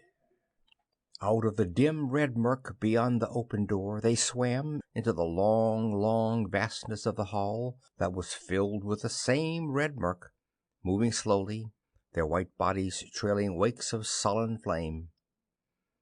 The host of the damned drifting through a strange red-litten hell, weary and without hope. One by one they sank onto pallets, laid in rows on the black stone floor, and lay there, utterly exhausted, their pale hair lifting and floating with the slow eddies of the sea, and each one wore a collar. One man did not lie down. He came toward Stark, a tall barbarian who drew himself with great strokes of his arms, so that he was wrapped in wheeling sparks. Stark knew his face. "Helvey," he said, and smiled in welcome. "Brother." Helvey crouched down. A great handsome boy he had been the time Stark saw him, but he was a man now, with all the laughter turned to grim, deep lines around his mouth, and the bones of his face standing out like granite ridges. "Brother," he said again, looking at Stark through a glitter of unashamed tears. "Fool." And he cursed Stark savagely because he had come to Shuruun to look for an idiot who had gone the same way and was already as good as dead. "Would you have followed me?" asked Stark. "But I am only an ignorant child of the swamps," said Helvey. "You come from space. You know the other worlds. You can read and write. You should have better sense." Stark grinned. "And I'm still an ignorant child of the rocks. So we're two fools together. Where is Tobal?" Tobal was Helvey's brother, who had broken taboo and looked for refuge in Shuruun. Apparently he had found peace at last, for Helvey shook his head. "A man cannot live too long under the sea. It is not good merely to breathe and eat. Tobal overran his time, and I am close to the end of mine." He held up his hand and then swept it down sharply, watching the broken fires dance along his arms. "The mind breaks before the body," said Helvey casually, as though it were a matter of no importance. Zareth spoke. "Helvey has guarded you each period while the others slept." "And not I alone," said Helvey. "The little one stood with me." "Guarded me?" said Stark. "Why?" For answer, Helvey gestured toward a pallet not far away. Malthor lay there, his eyes half open and full of malice, the fresh scar livid on his cheek. "He feels," said Helvey, "that you should not have fought upon his ship." Stark felt an inward chill of horror. To lie here helpless, watching Malthor come toward him with open fingers reaching for his helpless throat. He made a passionate effort to move and gave up, gasping. Helvey grinned. "Now is the time I should wrestle you, Stark, for I never could throw you before." He gave Stark's head a shake, very gentle for all its apparent roughness. "You'll be throwing me again. Sleep now and don't worry." He settled himself to watch, and presently, in spite of himself, Stark slept, with Zareth curled at his feet like a little dog. There was no time down there in the heart of the Red Sea. No daylight, no dawn, no space of darkness. No winds blew, no rain nor storm broke the endless silence. Only the lazy currents whispered by on their way to nowhere, and the red sparks danced, and the great hall waited, remembering the past. Stark waited too. How long he never knew, but he was used to waiting. He had learned his patience on the knees of the great mountains whose heads lift proudly into open space to look at the sun, and he had absorbed their own contempt for time. Little by little life returned to his body. A mongrel guard came now and then to examine him, pricking Stark's flesh with his knife to test the reaction, so that Stark should not malinger. He reckoned without Stark's control. The Earthman bore his prodding without so much as a twitch until his limbs were completely his own again. Then he sprang up and pitched the man half the length of the hall, turning over and over, yelling with startled anger. At the next period of labor, Stark was driven with the rest out into the city of the Lost Ones. Stark had been in places before that oppressed him with a sense of their strangeness or their wickedness. Chenevert, the lovely ruin of coral and gold lost in the Martian wastes. Jakara, Vulcus, the low canal towns that smell of blood and wine. The cliff caves of Arianrhod on the edge of Darkside. The buried tomb cities of Callisto. But this was nightmare to haunt a man's dreams.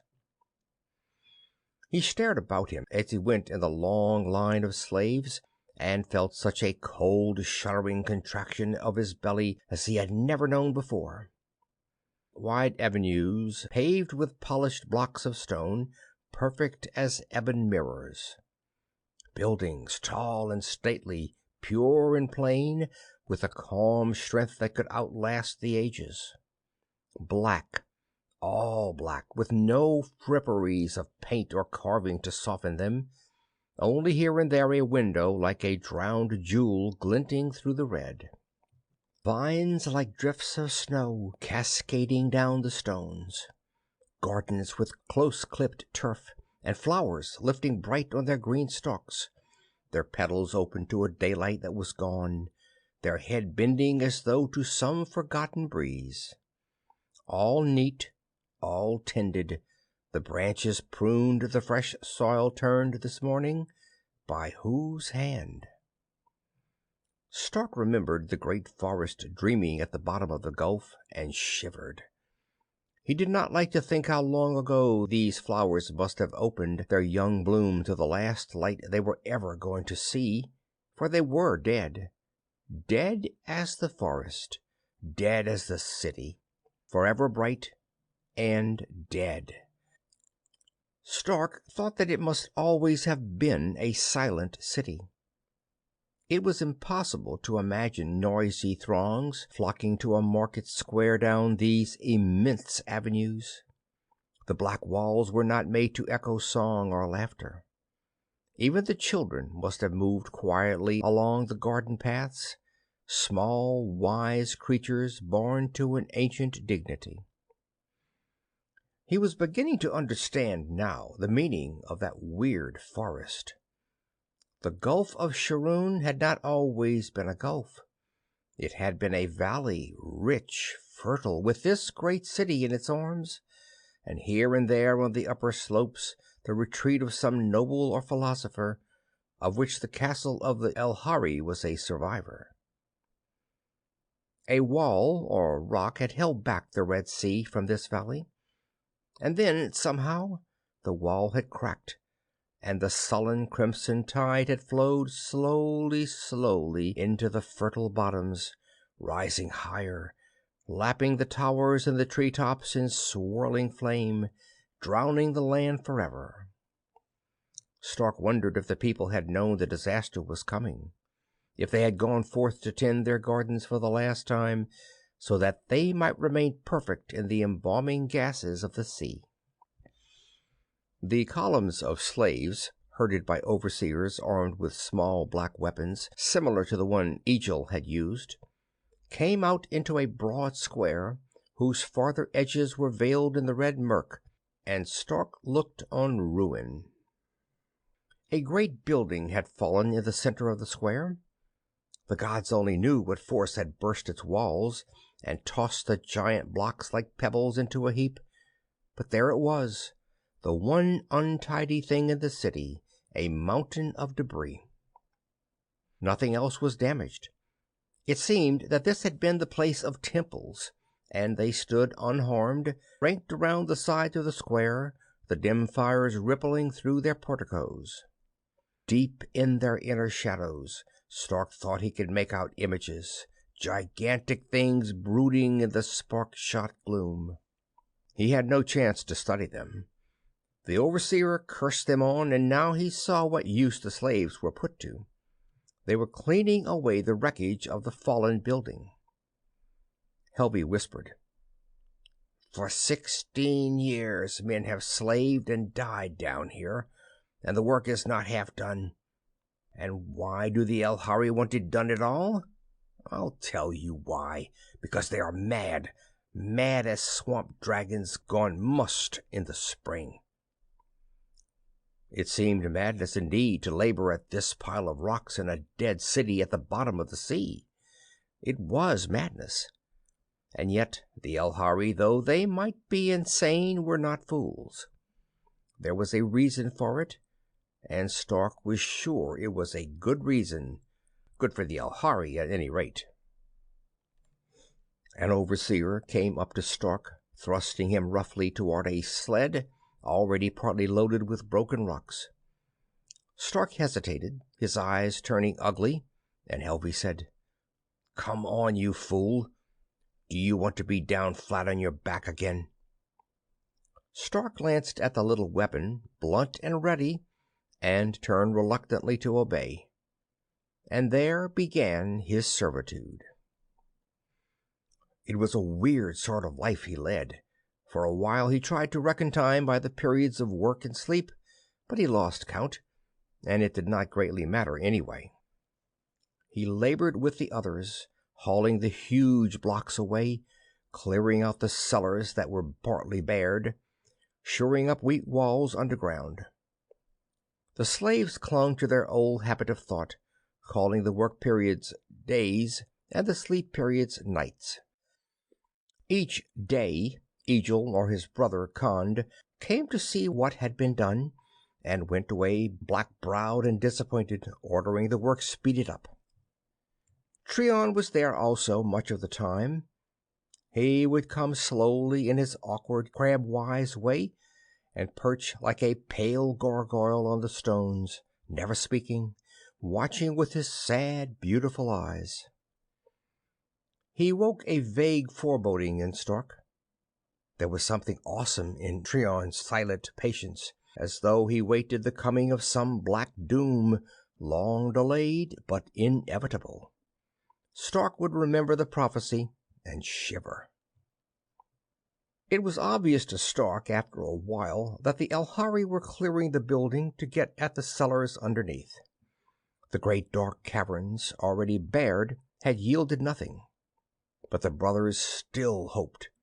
Over and over, Khand and Egil sounded the walls and the floors, prying here and there, and chafing at the delay in opening up the underground labyrinth.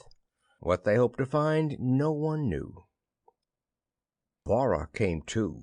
Alone and often, she would drift down through the dim mist fires and watch, smiling a secret smile, her hair like blown silver where the currents played with it.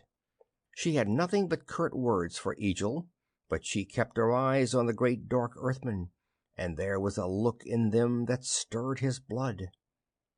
Egil was not blind, and it stirred his too, but in a different way. Zareth saw that look. She kept as close to Stark as possible, asking no favors, but following him around with a sort of quiet devotion, seeming contented only when she was near him. One night, in the slave barracks, she crouched beside his pallet, her hand on his bare knee. She did not speak, and her face was hidden by the floating masses of her hair. Stark turned her head so that he could see her, pushing the pale cloud gently away. "What troubles you, little sister?" Her eyes were wide and shadowed with some vague fear, but she only said, "It's not my place to speak." "Why not?" "Because—" Her mouth trembled, and then suddenly she said, "Oh, it's foolish, I know, but the woman of the Elhari—" "What about her?" "She watches you. Always she watches you. And the Lord Egil is angry. There is something in her mind, and it will bring you only evil. I know it." "It seems to me," said Stark wryly, "that the Elhari have already done as much evil as possible to all of us." "No," answered Zareth with an odd wisdom. "Our hearts are still clean." Stark smiled. He leaned over and kissed her. "I'll be careful, little sister." Quite suddenly she flung her arm around his neck and clung to him tightly, and Stark's face sobered. He patted her rather awkwardly, and then she had gone, to curl up on her own pallet with her head buried in her arms. Stark lay down. His heart was sad, and there was a stinging moisture in his eyes. The red eternities dragged on. Stark learned what Helvi had meant when he said that the mind broke before the body. The sea bottom was no place for creatures of the upper air. He learned also the meaning of the metal collars and the manner of Tobal's death. Helvi explained, "There are boundaries laid down. Within them we may range, if we have the strength and the desire after work. Beyond them we may not go, and there is no chance of escape by breaking through the barrier. How this is done I do not understand, but it is so, and the collars are the key to it. When a slave approaches the barrier, the collar brightens as though with fire, and the slave falls. I have tried this myself, and I know. Half paralyzed, you may still crawl back to safety, but if you are mad, as Tobal was, and charge the barrier strongly—" He made a cutting motion with his hands. Stark nodded. He did not attempt to explain electricity or electronic vibrations to Helvi, but it seemed plain enough that the force with which the Alhari kept their slaves in check was something of the sort. The collars acted as conductors, perhaps for the same type of beam that was generated in the hand weapons. When the metal broke the invisible boundary line, it triggered off a force beam from the central power station, in the manner of the obedient electric eye that opens doors and rings alarm bells. First a warning, then death. The boundaries were wide enough, extending around the city and enclosing a good bit of forest beyond it.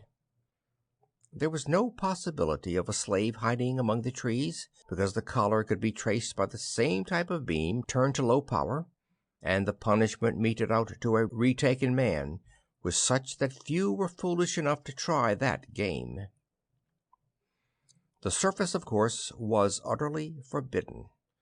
The one unguarded spot was the island where the central power station was, and here the slaves were allowed to come sometimes at night.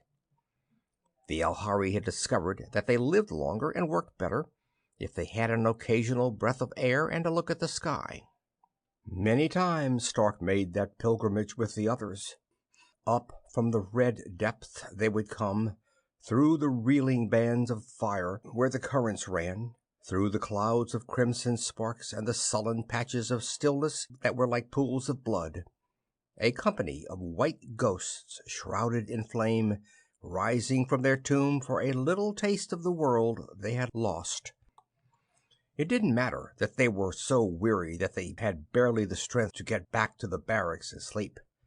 They found the strength to walk again on the open ground, to be rid of the eternal crimson dusk and the oppressive weight on their chest, to look up into the hot blue night of Venus and smell the fragrance of the Leigh trees borne on the land wind. They found the strength. They sang there, sitting on the island rocks and staring through the mists toward the shore they would never see again. It was their chanting that Stark had heard when he came down the gulf with Malthor, that wordless cry of grief and loss. Now he was here himself, holding Zareth close to comfort her, and joining his own deep voice into that primitive reproach to the gods.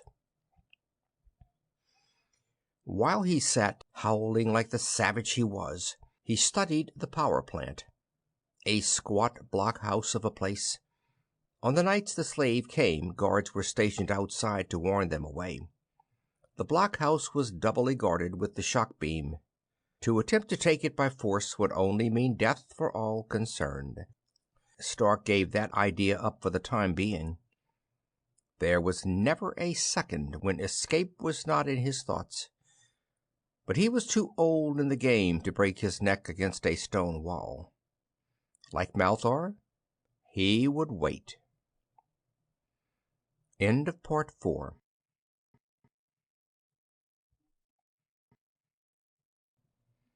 Part 5.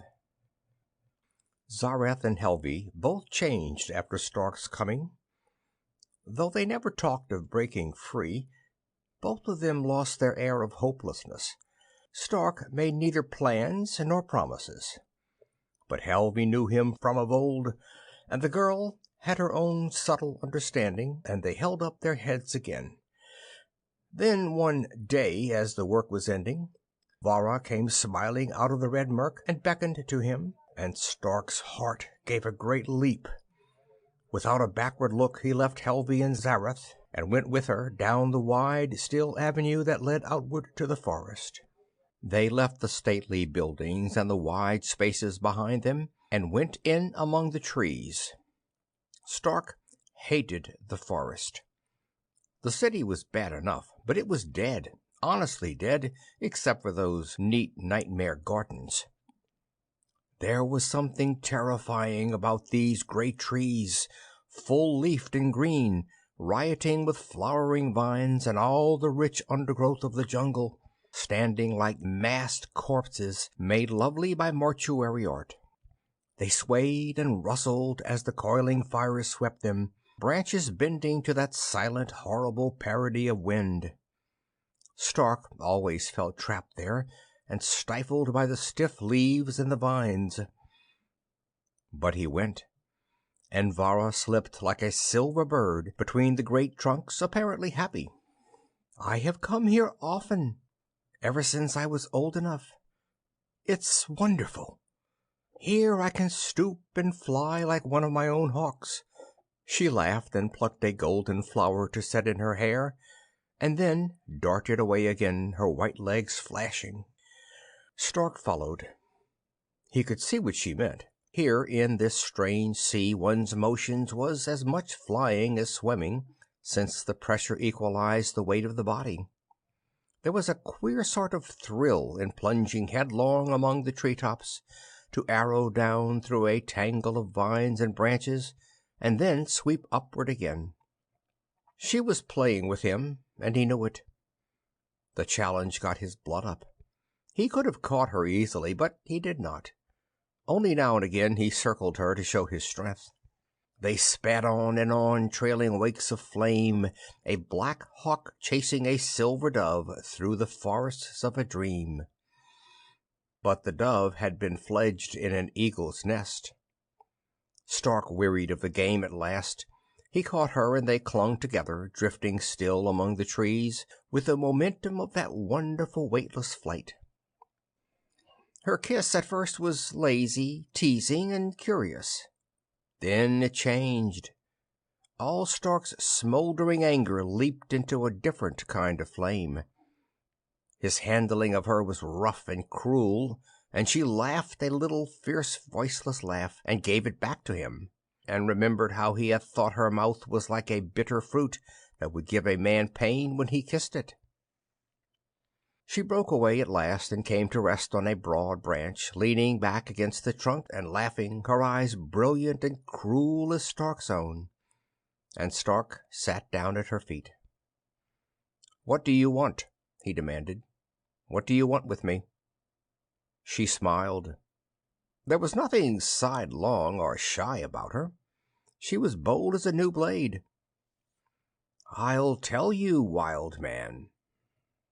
He started. "Where did you pick up that name?" "I have been asking the Earthman Larrabee about you. It suits you well." She leaned forward. "This is what I want of you. Slay me, Egil, and his brother Khand. Also Bor, who will grow up worse than either, although that I can do myself, if you're adverse to killing children, though Bor is more monster than child. Grandmother can't live forever, and with my cousins out of the way, she's no threat. Trion doesn't count." "And if I do, what then?"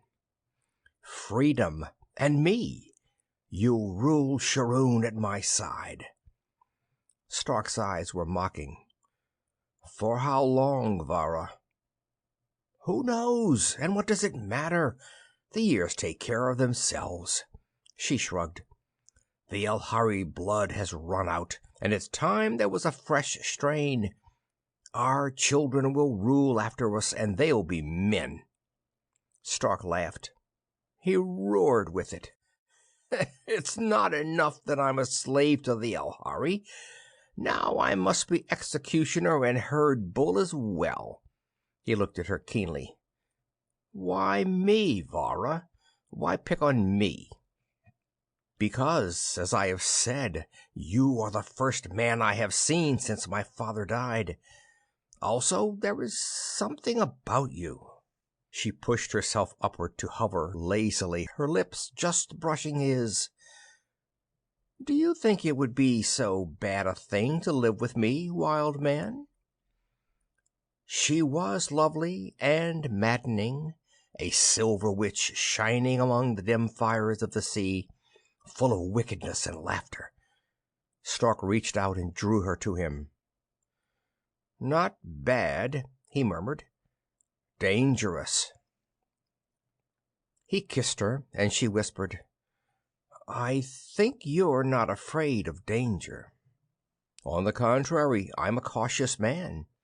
He held her off where he could look straight into her eyes. "I owe Egil something on my own, but I will not murder. The fight must be fair, and Khand will have to take care of himself." "Fair? Was Egil fair with you or me?" He shrugged. "My way or not at all." She thought it over a while, then nodded. "All right. As for Khand, you will give him a blood debt, and pride will make him fight. The Elhari are all proud," she added bitterly. "That's our curse. But it's bred in the bone, as you'll find out.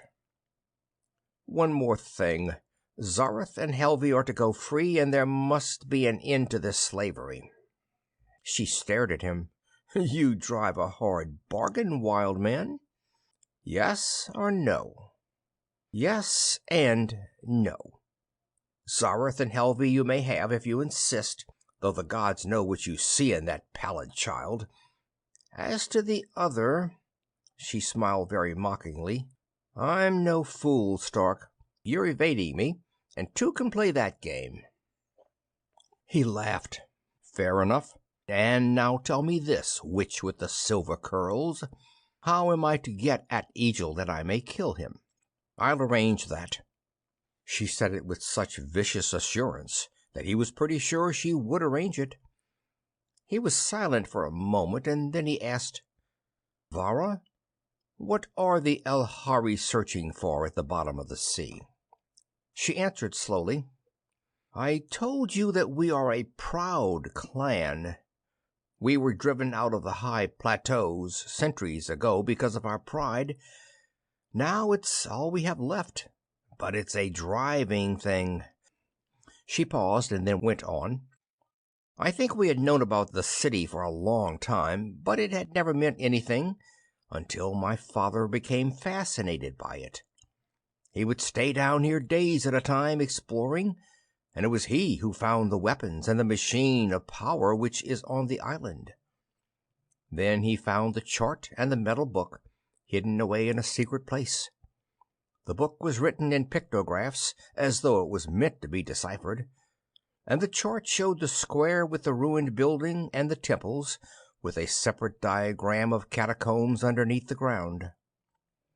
The book told of a secret, a thing of wonder and of fear, and my father believed that the building had been wrecked to close the entrance to the catacombs where the secret was kept. He determined to find it. 16 years of other men's lives." Stark shivered. "What was the secret, Vara?" "The manner of controlling life. How it was done I do not know, but with it one might build a race of giants, of monsters, or of gods. You can see what that would mean to us, a proud and dying clan." "Yes," Stark answered slowly, "I can see."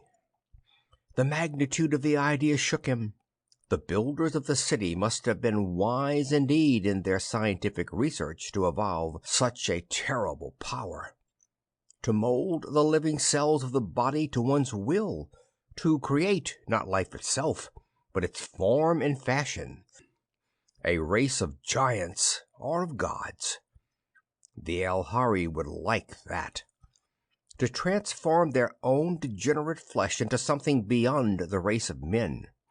To develop their followers into a corps of fighting men that no one could stand against.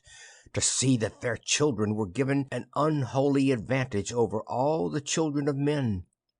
Stark was appalled at the realization of the evil they could do if they ever found that secret. Varra said, "There was a warning in the book. The meaning of it was not quite clear, but it seemed that the Ancient Ones felt that they had sinned against the gods and been punished, perhaps by some plague. They were a strange race, and not human. At any rate, they destroyed the great building there as a barrier against anyone who should come after them, and then let the Red Sea in to cover their city forever. They must have been superstitious children for all their knowledge." "Then you all ignored the warning and never worried that a whole city had died to prove it?" She shrugged. "Oh, Treon has been muttering prophecies about it for years. Nobody listens to him. As for myself, I don't care whether we find the secret or not. My belief is that it was destroyed along with the building, and besides, I have no faith in such things." "Besides," mocked Stark shrewdly, "you wouldn't care to see Egil and Khand striding across the heavens of Venus, and you're doubtful just what your own place would be in the new pantheon." She showed her teeth at him. "You're too wise for your own good. And now, goodbye." She gave him a quick, hard kiss and was gone, flashing upward high above the treetops where he dared not follow. Stark made his way slowly back to the city, upset and very thoughtful. As he came back into the great square, heading toward the barracks, he stopped, every nerve taut. Somewhere in one of the shadowy temples, the clapper of a votive bell was swinging, sending its deep pulsing note across the silence. Slowly, slowly, like the beating of a dying heart it came, and mingled with it was the faint sound of Zareth's voice calling his name. He crossed the square, moving very carefully through the red murk, and presently he saw her. It was not hard to find her. There was one temple larger than all the rest. Stark judged that it must once have faced the entrance of the fallen building, as though the great figure within was set to watch over the scientists and the philosophers who came there to dream their vast and sometimes terrible dreams. The philosophers were gone, and the scientists had destroyed themselves, but the image still watched over the drowned city, its hand raised both in warning and in benediction. Now, across its reptilian knees, Zareth lay.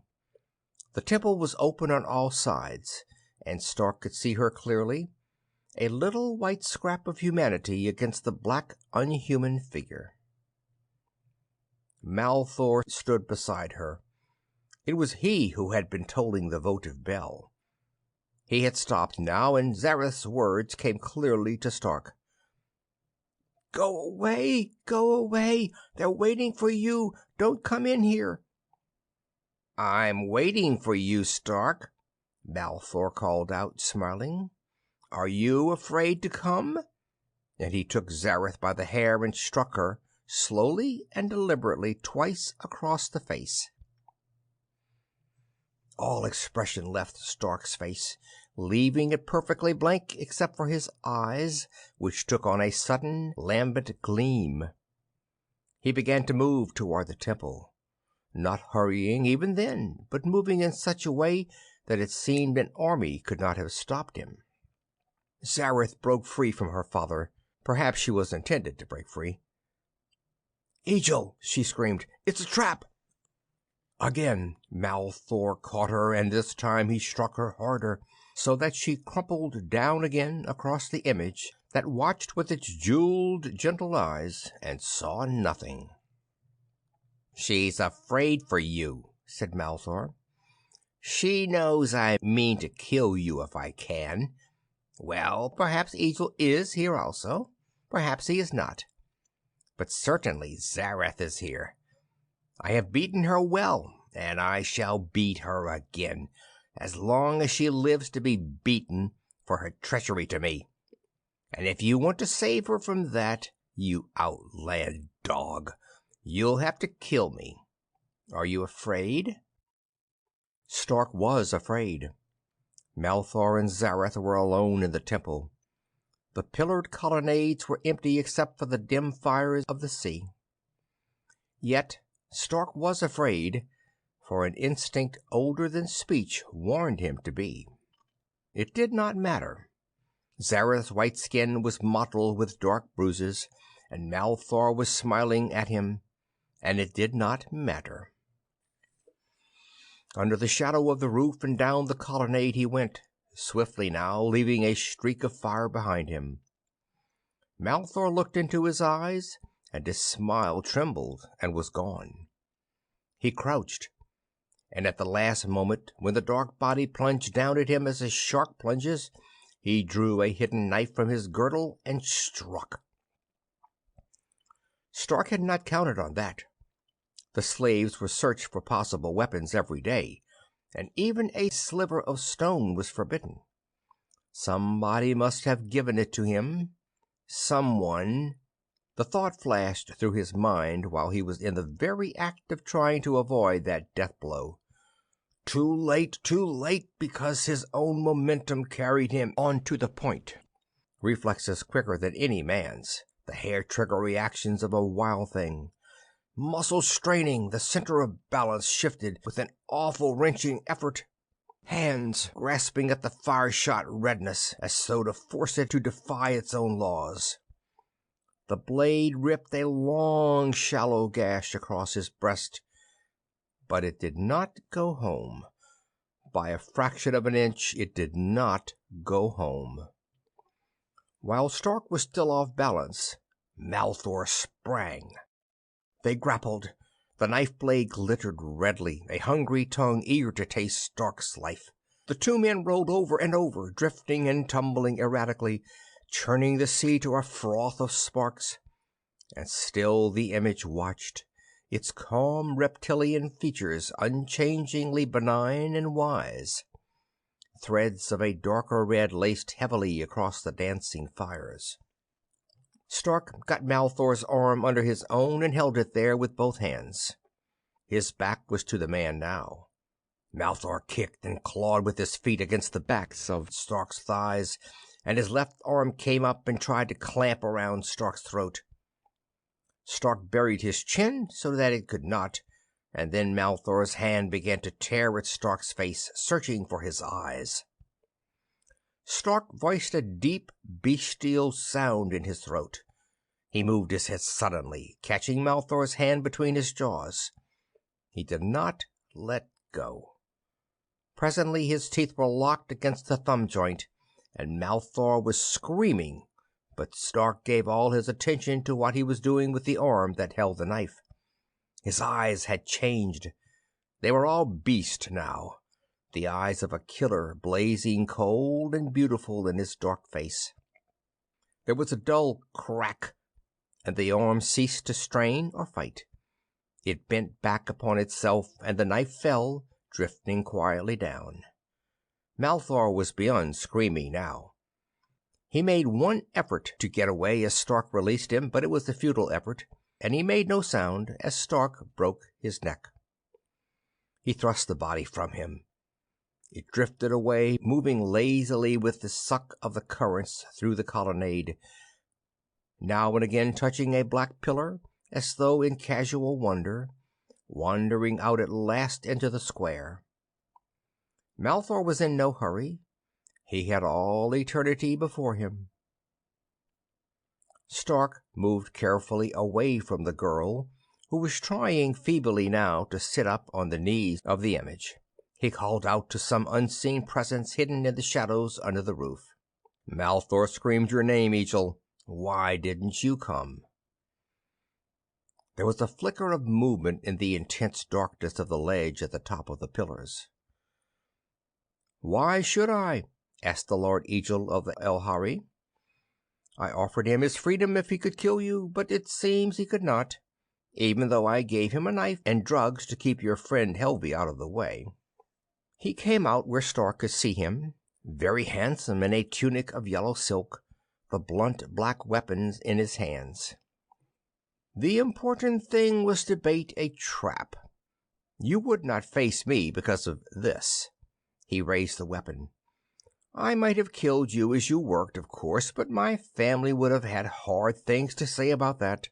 You're a phenomenally good slave. They'd have said harsh words like coward, Eagle, Stark said softly, and Vara would have set her bird at you in earnest. Eagle nodded. His lip curved cruelly. Exactly. That amused you, didn't it? And now my little cousin is training another falcon to swoop at me. She hooded you today, didn't she, Outlander? He laughed. Ah, well, I didn't kill you openly because there's a better way. Do you think I wanted gossiped all over the Red Sea that my cousin jilted me for a foreign slave? Do you think I wish it known that I hated you and why? No. I would have killed Malthor anyway if you hadn't done it, because he knew. And when I have killed you and the girl, I shall take your bodies to the barrier and leave them there together. And it will be obvious to everyone, even Vara, that you were killed trying to escape. The weapon's muzzle pointed straight at Stark, and Eagle's finger quivered on the trigger stud. Full power this time. Instead of paralysis, death. Stark measured the distance between himself and Eagle.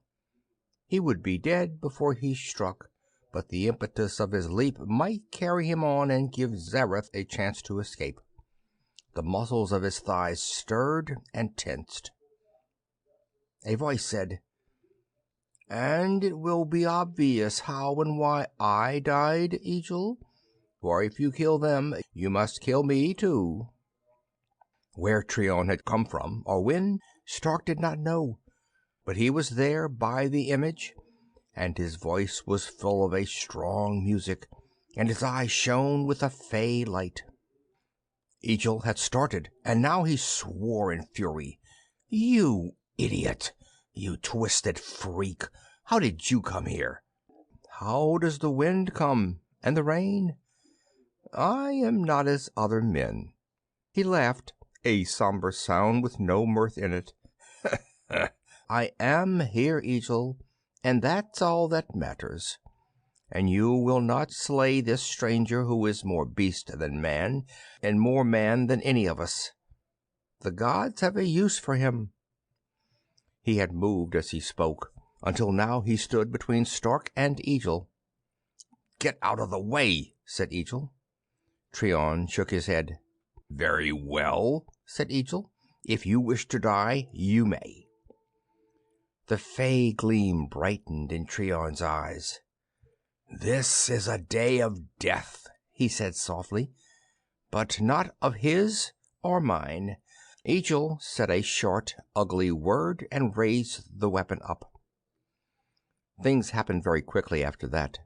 Stark sprang, arcing up and over Treon's head, cleaving the red gases like a burning arrow. Eagle started back and shifted his arm upward, and his finger snapped down on the trigger stud. Something white came between Stark and Eagle and took the force of the bolt. Something white. A girl's body, crowned with streaming hair, and a collar of metal glowing bright around the slender neck. Zareth. They had forgotten her. The beaten child crouched on the knees of the image. Stark had moved to keep her out of danger, and she was no threat to the mighty Eagle, and Trion's thoughts were known only to himself and the winds that taught him. Unnoticed, she had crept to a place where one last plunge would place her between Stark and death. The rush of Stark's going took him on over her, except that her hair brushed softly against his skin. Then he was on top of Eagle, and it had all been done so swiftly the Lord of the El-Hari had had no time to loose another bolt. Stark tore the weapon from Eagle's hand. He was cold, icy cold, and there was a strange blindness on him, so that he could see nothing clearly but Eagle's face. And it was Stark who screamed this time, a dreadful sound like the cry of a great cat gone beyond reason or fear. Trion stood watching. He watched the blood stream darkly into the sea, and he listened to the silence come, and he saw the thing that had been his cousin drift away on the slow tide, and it was as though he had seen it all before and was not surprised. Stark went to Zareth's body. The girl was still breathing, very faintly, and her eyes turned to Stark, and she smiled. Stark was blind now with tears. All his rage had run out of him with Eagle's blood, leaving nothing but an aching pity and a sadness and a wondering awe. He took Zareth very tenderly into his arms and held her, dumbly, watching the tears fall on her upturned face, and presently he knew that she was dead. Some time later Trion came to him and said softly, "To this end she was born, and she knew it, and was happy. Even now she smiles, and she should, for she had a better death than most of us." He laid his hand on Stark's shoulder. "Come, I'll show you where to put her. She will be safe there, and tomorrow you can bury her where she would wish to be." Stark rose and followed him, bearing Zareth in his arms. Trion went to the pedestal on which the image sat.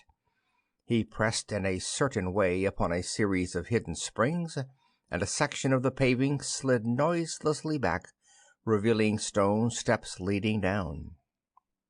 Trion led the way down, into darkness that was lightened only by the dim fires they themselves woke in passing. No currents ran here. The red gas lay dull and stagnant, closed within the walls of a square passage built of the same black stone. "These are the crypts," he said, "the labyrinth that is shown on the chart my father found." And he told about the chart as Vara had. He led the way surely, his misshapen body moving without hesitation past the mouths of branching corridors and the doors of chambers whose interiors were lost in shadow. The history of the city is here, all the books and the learning that they had not the heart to destroy. There are no weapons. They were not a warlike people, and I think that the force we of the El-Hari have used differently was defensive only, protection against the beasts and the raiding primitives of the swamps. With a great effort, Stark wrenched his thoughts away from the light burden he carried. "I thought," he said dully, "that the crypts were under the wrecked building." "So we all thought. We were intended to think so. That is why the building was wrecked.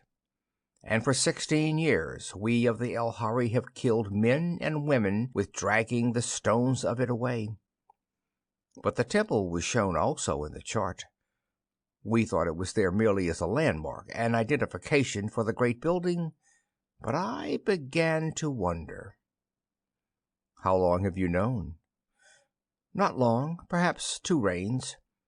It took many seasons to find the secret of this passage. I came here at night when the others slept." "And you didn't tell?"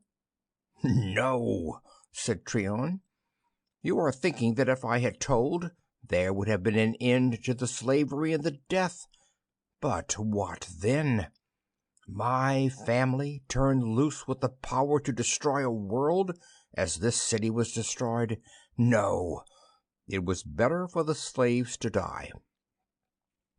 He motioned Stark aside then, between doors of gold that stood ajar, into a vault so great that there was no guessing its size in the red and shrouding gloom. "This was the burial place of their kings," said Treon softly. "Leave the little one here." Stark looked around him, still too numb to feel awe, but impressed even so. They were set in straight lines, the beds of black marble, lines so long that there was no end to them except the limit of vision. And on them slept the old kings, their bodies marvelously embalmed, covered with silken palls, their hands crossed upon their breasts, their wise, unhuman faces stamped with the mark of peace. Very gently Stark laid Zareth down on a marble couch, and covered her also with silk, and closed her eyes and folded her hands. And it seemed to him that her face, too, had that look of peace. "Treon," he said. "Yes?" "That prophecy you spoke when I came to the castle? I will bear it out." Treon nodded. "That is the way of prophecies." He did not return toward the temple, but led the way deeper into the heart of the catacombs. A great excitement burned within him, a bright and terrible thing that communicated itself to Stark. Treon had suddenly taken on the stature of a figure of destiny, and the Earthman had the feeling that he was in the grip of some current that would plunge on irresistibly until everything in its path was swept away. Stark's flesh quivered. They reached the end of the corridor at last, and there, in the red gloom, a shape sat waiting before a black barred door, a shape grotesque and incredibly misshapen, so horribly malformed that by it Treon's crippled body appeared almost beautiful.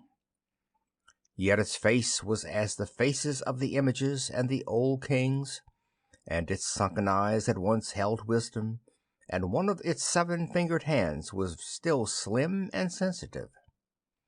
Stark recoiled. The thing made him physically sick, and he would have turned away, but Treon urged him on.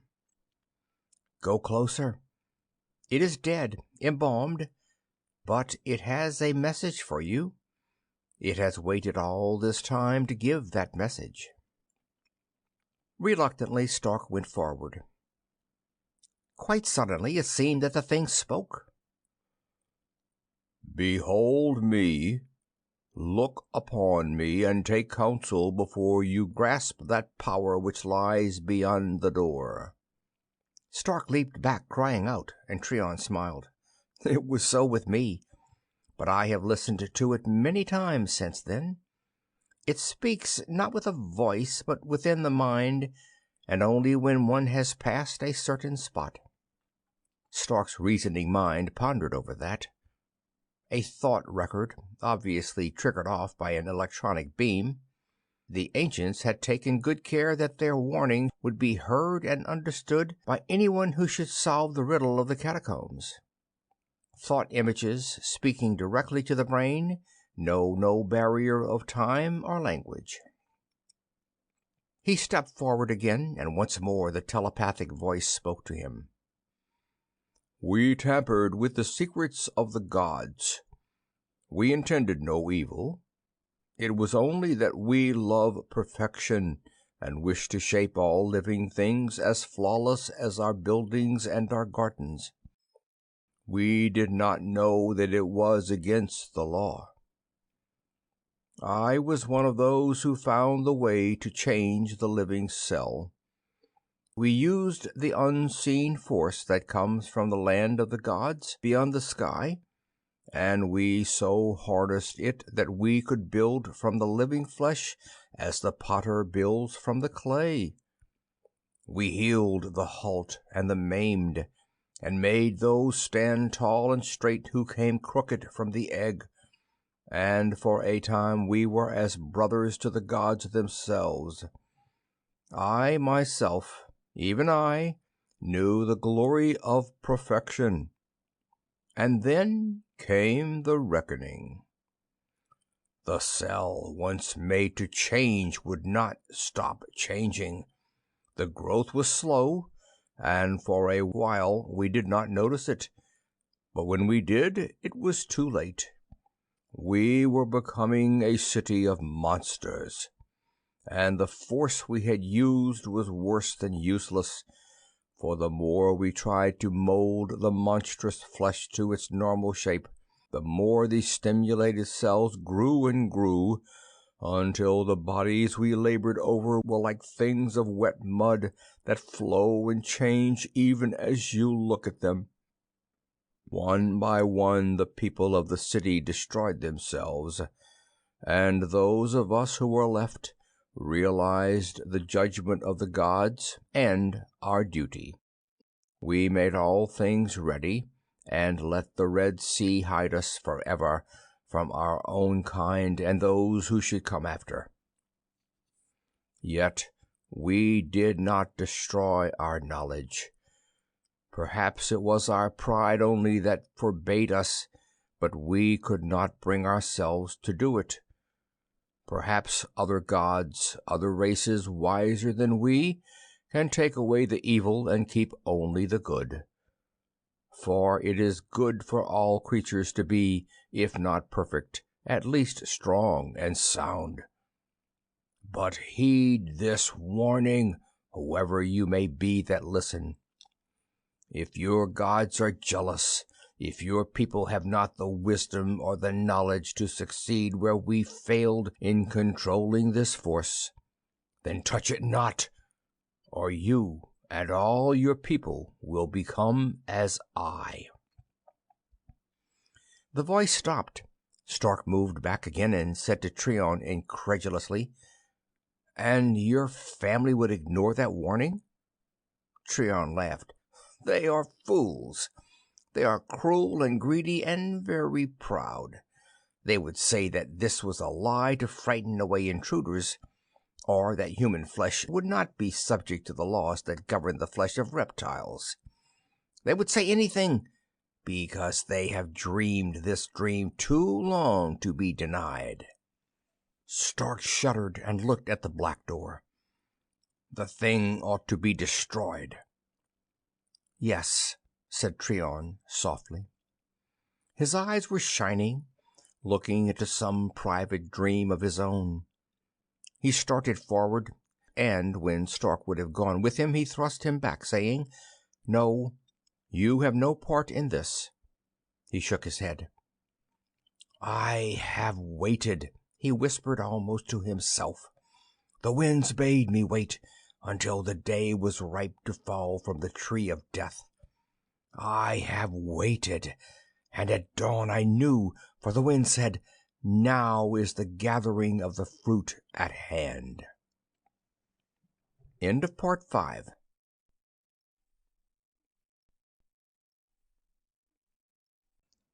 Part 6.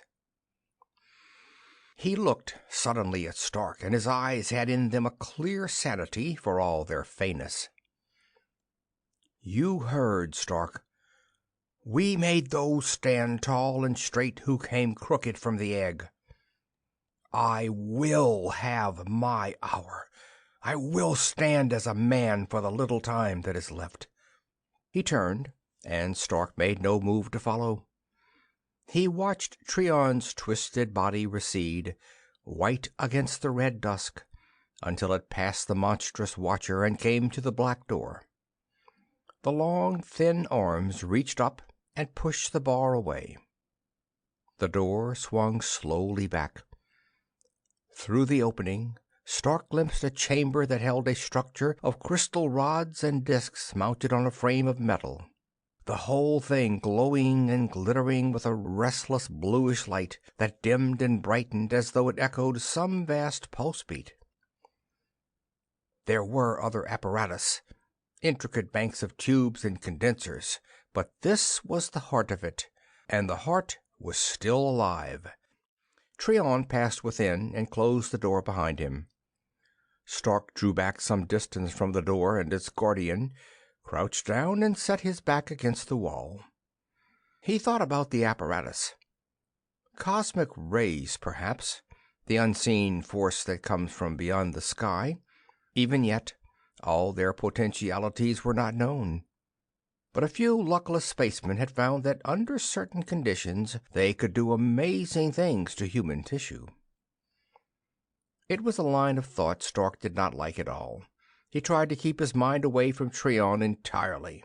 He tried not to think at all. It was dark there in the corridor, and very still, and the shapeless horror sat quiet in the doorway and waited with him. Stark began to shiver, a shallow animal twitching of the flesh.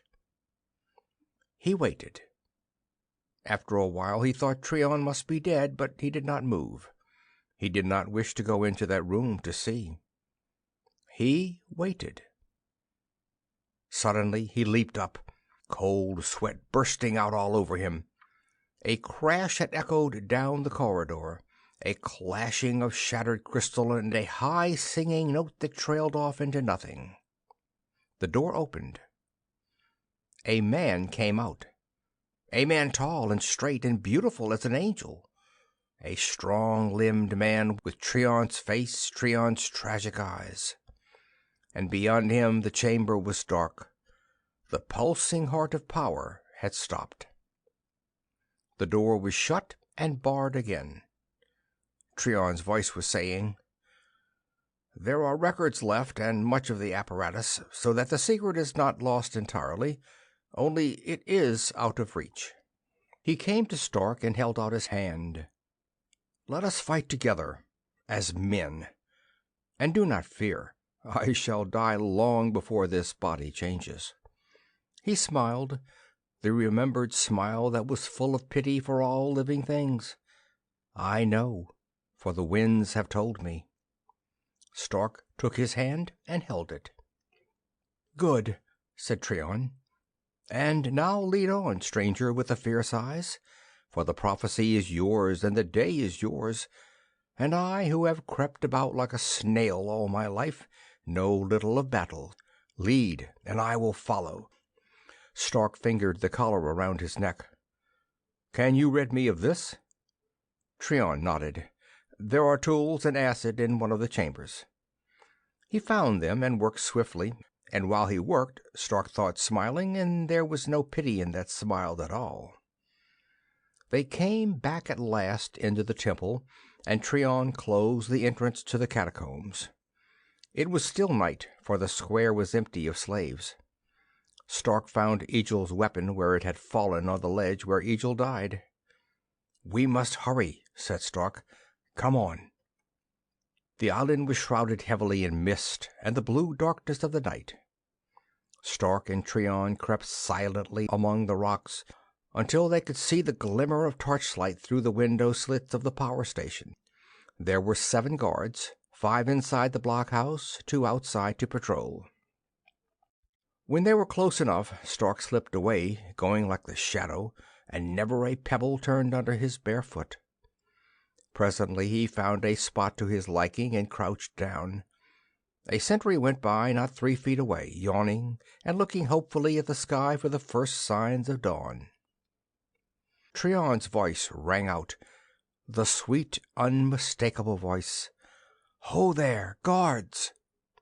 The sentry stopped and whirled around. Off around the curve of the stone wall, someone began to run, his sandals thudding on the soft ground, and the second guard came up.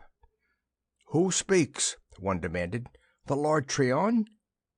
They peered into the darkness, and Tryon answered, "Yes." He had come forward far enough so that they could make out the pale blur of his face, keeping his body out of sight among the rocks and the shrubs that sprang up between them. "Make haste," he ordered. "Bid them open the door there." He spoke in breathless jerks, as though spent. "A tragedy, a disaster. Bid them open." One of the men leaped to obey, hammering on the massive door that was kept barred from the inside. The other stood goggle-eyed, watching. Then the door opened, spilling a flood of yellow torchlight into the red fog. "What is it?" cried the men inside. "What has happened?" "Come out!" gasped Trion. "My cousin is dead. The Lord Egil is dead, murdered by a slave." He let that sink in. 3 or more men came outside into the circle of light, and their faces were frightened, as though somehow they feared they might be held responsible for this thing. "You know him," said Trion, "the great black-haired one from Earth. He has slain the Lord Egil and got away into the forest, and we need all extra guards to go after him, since many must be left to guard the other slaves who are mutinous. You," he picked out the 4 biggest ones, "go at once to join the search. I will stay here with the others." It nearly worked. The 4 took a hesitant step or two, and then one paused and said doubtfully, "But, my lord, it is forbidden that we leave our posts for any reason at all, my lord. The Lord Khan would slay us if we left this place." "And you fear the Lord Khan more than you do me," said Trion philosophically. "Oh, well, I understand." He stepped out, full into the light. A gasp went up, and then a startled yell. The 3 men from inside had come out armed only with swords, but the 2 sentries had their shock weapons. One of them shrieked, "It is a demon who speaks with Trion's voice!" and the 2 black weapons started up. Behind them, Stark fired 2 silent bolts in quick succession, and the men fell safely out of the way for hours. Then he leaped for the door. He collided with 2 men who were doing the same thing. The third had turned to hold Trion off with his sword until they were safely inside. Seeing that Trion, who was unarmed, was in danger of being spitted on the man's point, Stark fired between the 2 lunging bodies as he fell and brought the guard down. Then he was involved in a thrashing tangle of arms and legs, and a lucky blow jarred the shock weapon out of his hand. Trion added himself to the fray. Pleasuring in his new strength, he caught one man by the neck and pulled him off. The guards were big men and powerful, and they fought desperately.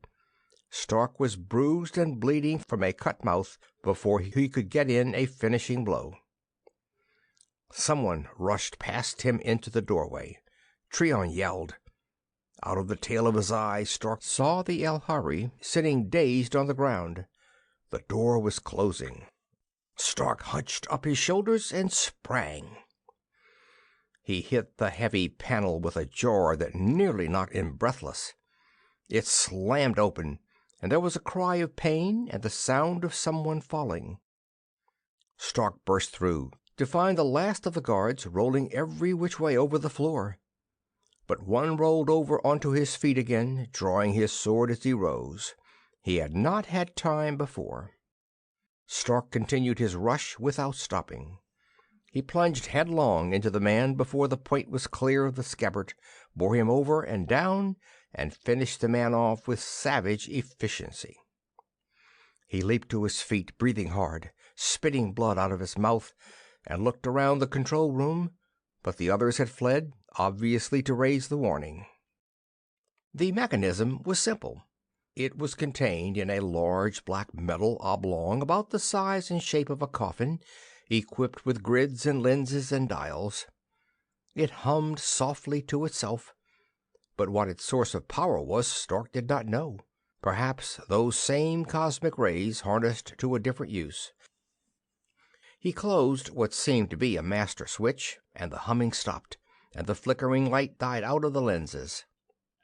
He picked up the slain guard's sword and carefully wrecked everything that was breakable. Then he went outside again. Trion was standing up, shaking his head. He smiled ruefully. "It seems that strength alone is not enough," he said. "One must have skill as well." "The barriers are down," said Stark. "The way is clear." Trion nodded, and went with him back into the sea. This time both carried shock weapons taken from the guards, 6 in all, with Egil's. Total armament for war. As they forged swiftly through the red depths, Stark asked, What of the people of Shuruun? How will they fight? Trion answered, Those of Malthor's breed will stand for the Elhari. They must, for all their hope is there. The others will wait until they see which side is safest. They would rise against the Elhari if they dared, for we have brought them only fear in their lifetimes. But they will wait and see. Stark nodded. He did not speak again. They passed over the brooding city, and Stark thought of Egil and of Malthor, who were part of that silence now, drifting slowly through the empty streets, where the little currents took them, wrapped in their shrouds of dim fire. He thought of Zareth, sleeping in the Hall of Kings, and his eyes held a cold, cruel light. They swooped down over the slave barracks. Trion remained on watch outside. Stark went in, taking with him the extra weapons. The slaves still slept. Some of them dreamed and moaned in their dreaming, and others might have been dead, with their hollow faces white as skulls. Slaves, 104, counting the women. Stark shouted out to them, and they woke, starting up on their pallets, their eyes full of terror. Then they saw who it was that called them, standing collarless and armed, and there was a great surging and a clamor that stilled as Stark shouted again, demanding silence. This time Helvi's voice echoed his. The tall barbarian had wakened from his drugged sleep. Stark told him very briefly all that happened. "You are freed from the collar," he said. "This day you can survive or die as men and not slaves." He paused, then asked, "Who will go with me into Shuruun?" They answered with one voice, the voice of the lost ones, who saw the red pall of death begin to lift from over them. The lost ones who had found hope again. Stark laughed. He was happy. He gave the extra weapons to Helvi and 3 others that he chose, and Helvi looked into his eyes and laughed too. Trion spoke from the open door. "They are coming." Stark gave Helvi quick instructions and darted out, taking with him one of the other men.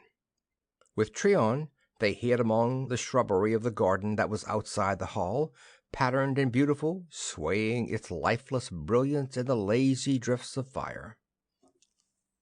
The guards came, 20 of them, tall, armed men, to turn out the slaves for another period of labor, dragging the useless stones. And the hidden weapons spoke with their silent tongues. 8 of the guards fell inside the hall. 9 of them went down outside. 10 of the slaves died with blazing collars before the remaining 3 were overcome. Now there were 20 swords among 94 slaves, counting the women. They left the city and rose up over the dreaming forest, a flight of white ghosts with flames in their hair, coming back from the red dusk and the silence to find the light again. Light and vengeance. The first pale glimmer of dawn was sifting through the clouds as they came up among the rocks below the castle of the Elhari. Stark left them and went like a shadow up the tumbled cliffs to where he had hidden his gun on the night he had first come to Shuruun. Nothing stirred. The fog lifted up from the sea like a vapor of blood, and the face of Venus was still dark. Only the high clouds were touched with pearl. Stark returned to the others.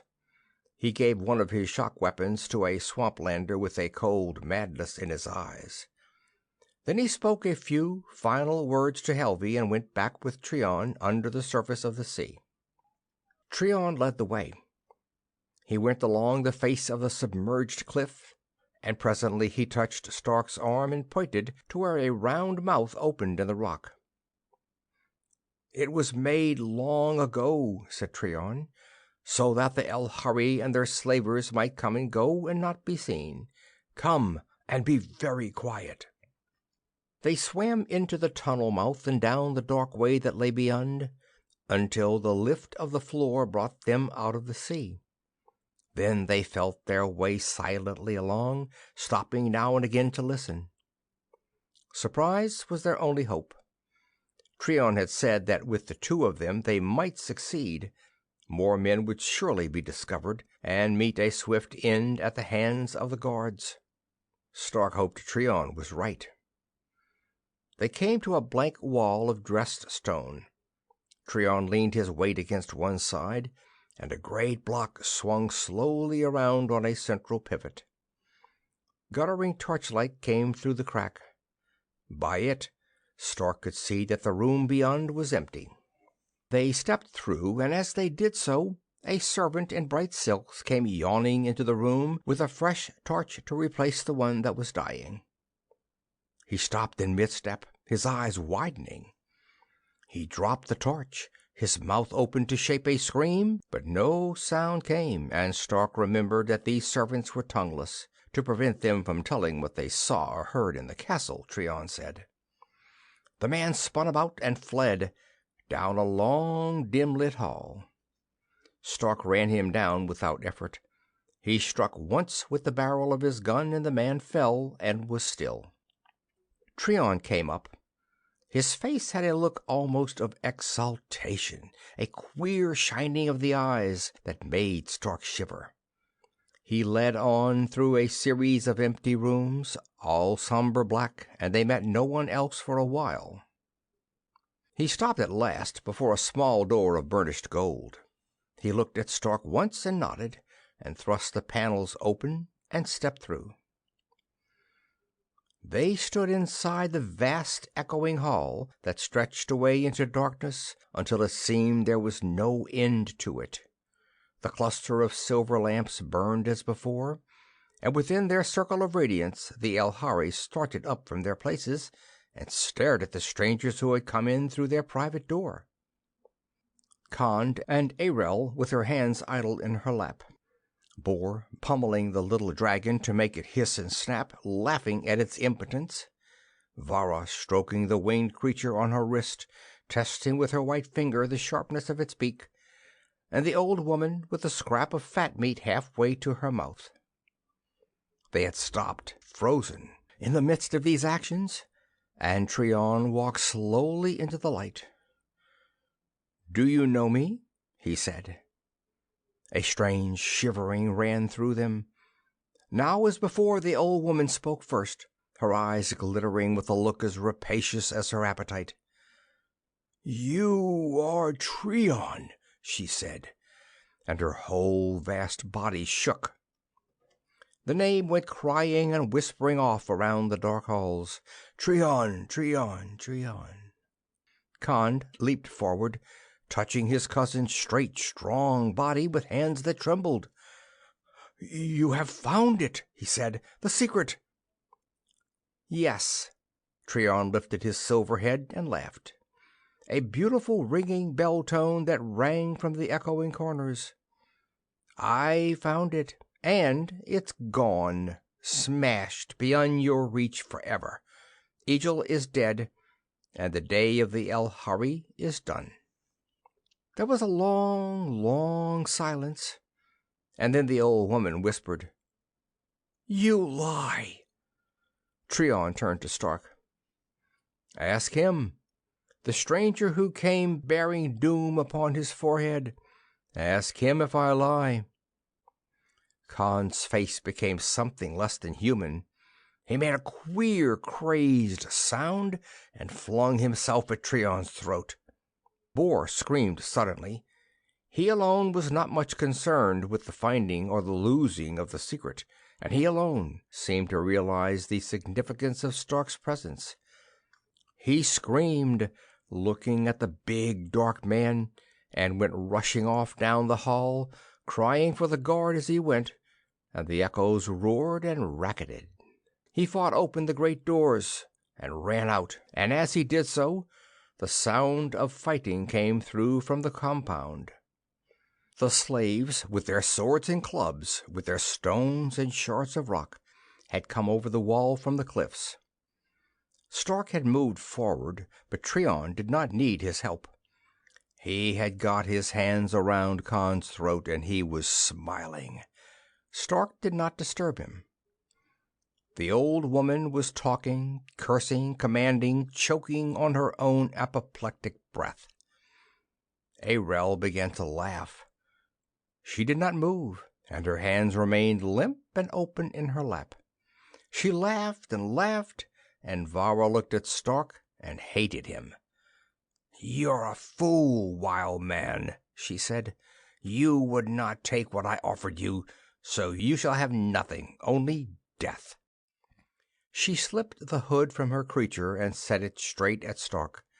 Then she drew a knife from her girdle and plunged it into Treon's side. Treon reeled back. His grip loosened and Khan tore away, half-throttled, raging, his mouth flecked with foam. He drew his short sword and staggered in upon Treon. Furious wings beat and thundered around Stark's head, and talons were clawing for his eyes. He reached up with his left hand and caught the brute by one leg and held it. Not long, but long enough to get a clear shot at Khan that dropped him in his tracks. Then he snapped the falcon's neck. He flung the creature at Vara's feet and picked up the gun again. The guards were rushing into the hall now at the lower end, and he began to fire at them. Treon was sitting on the floor.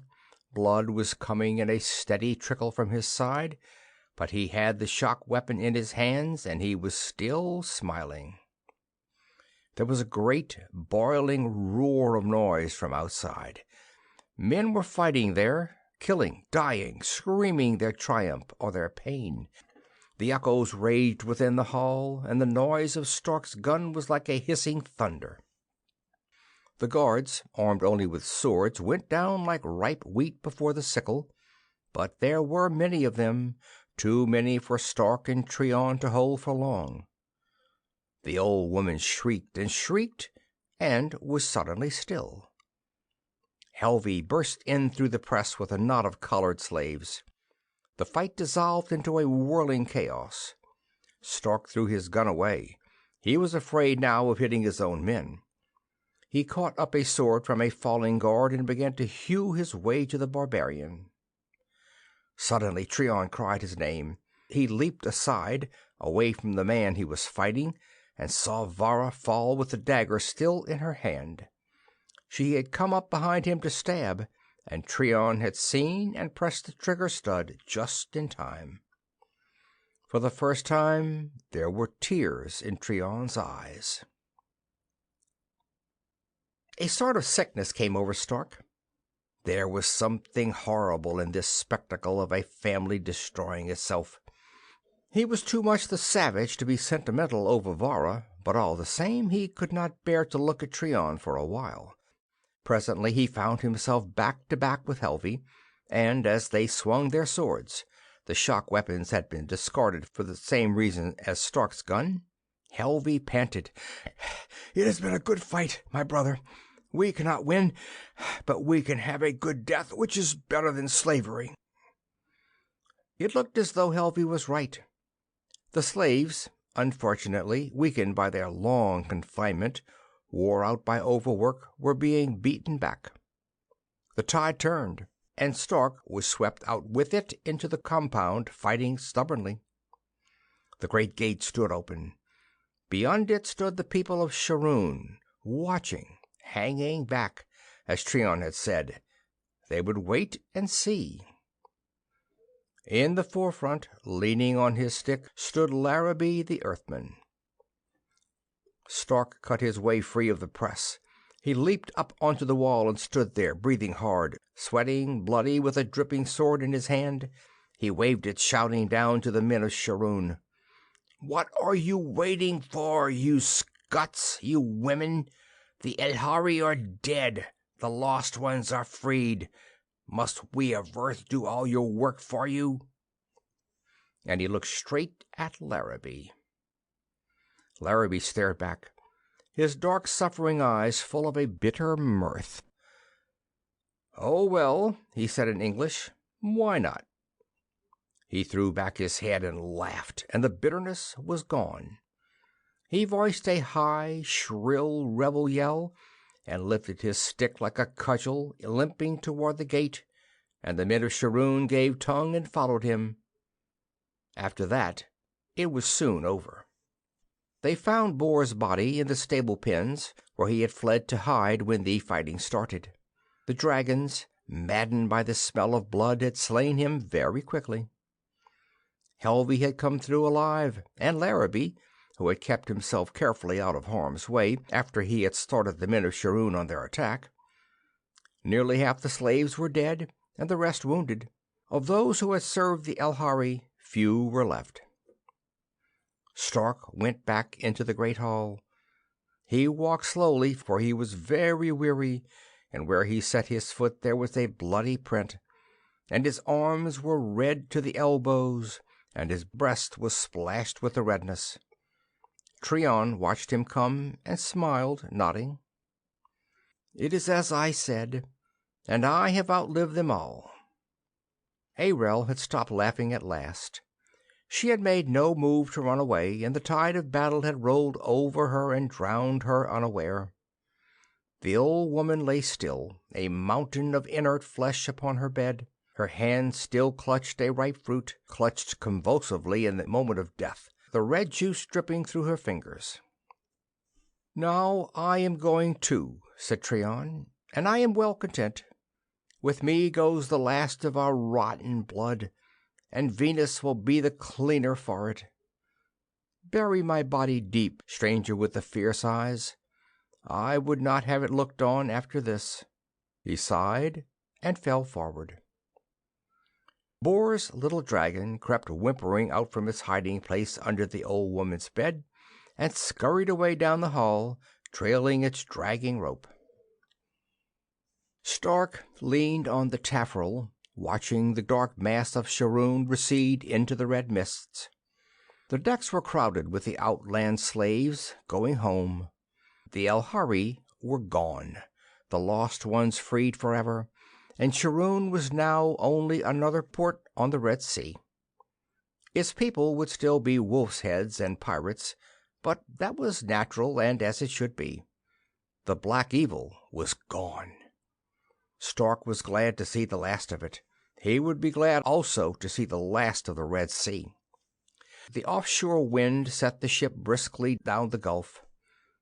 Stark thought of Larrabee, left behind with his dreams of winter snows and city streets and women with dainty feet. It seemed that he had lived too long in Shuruun and had lost the courage to leave it. "Poor Larrabee," he said to Helvey, who was standing near him. "He'll die in the mud, still cursing it." Someone laughed behind him. He heard a limping step on the deck and turned to see Larrabee coming toward him. "Changed my mind at the last minute," Larrabee said. "I've been below, lest I should see my muddy brats and be tempted to change it again." He leaned beside Stark, shaking his head. "Ah, well, they'll do nicely without me. I'm an old man, and I've a right to choose my own place to die in. I'm going back to Earth with you." Stark glanced at him. "I'm not going to Earth." Larrabee sighed. No, I suppose you're not. After all, you're no Earthman, really, except for an accident of blood. Where are you going?" "I don't know. Away from Venus, but I don't know yet where." Larrabee's dark eyes surveyed him shrewdly. "A restless, cold-eyed tiger of a man. That's what Varus said." "He lost something," she said. "He'll look for it all his life and never find it."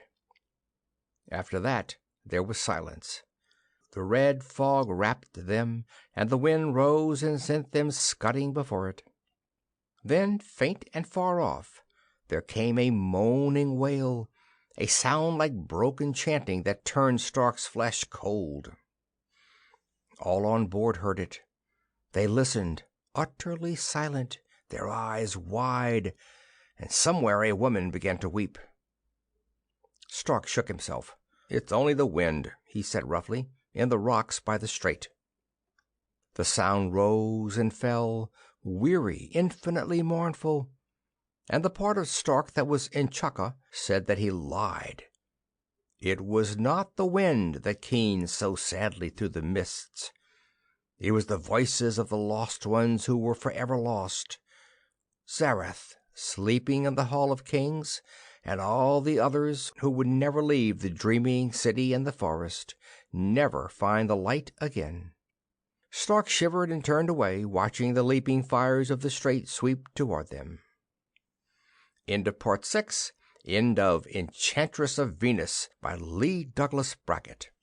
This story performed by Phil Chenevert, Baton Rouge, Louisiana, March 2021.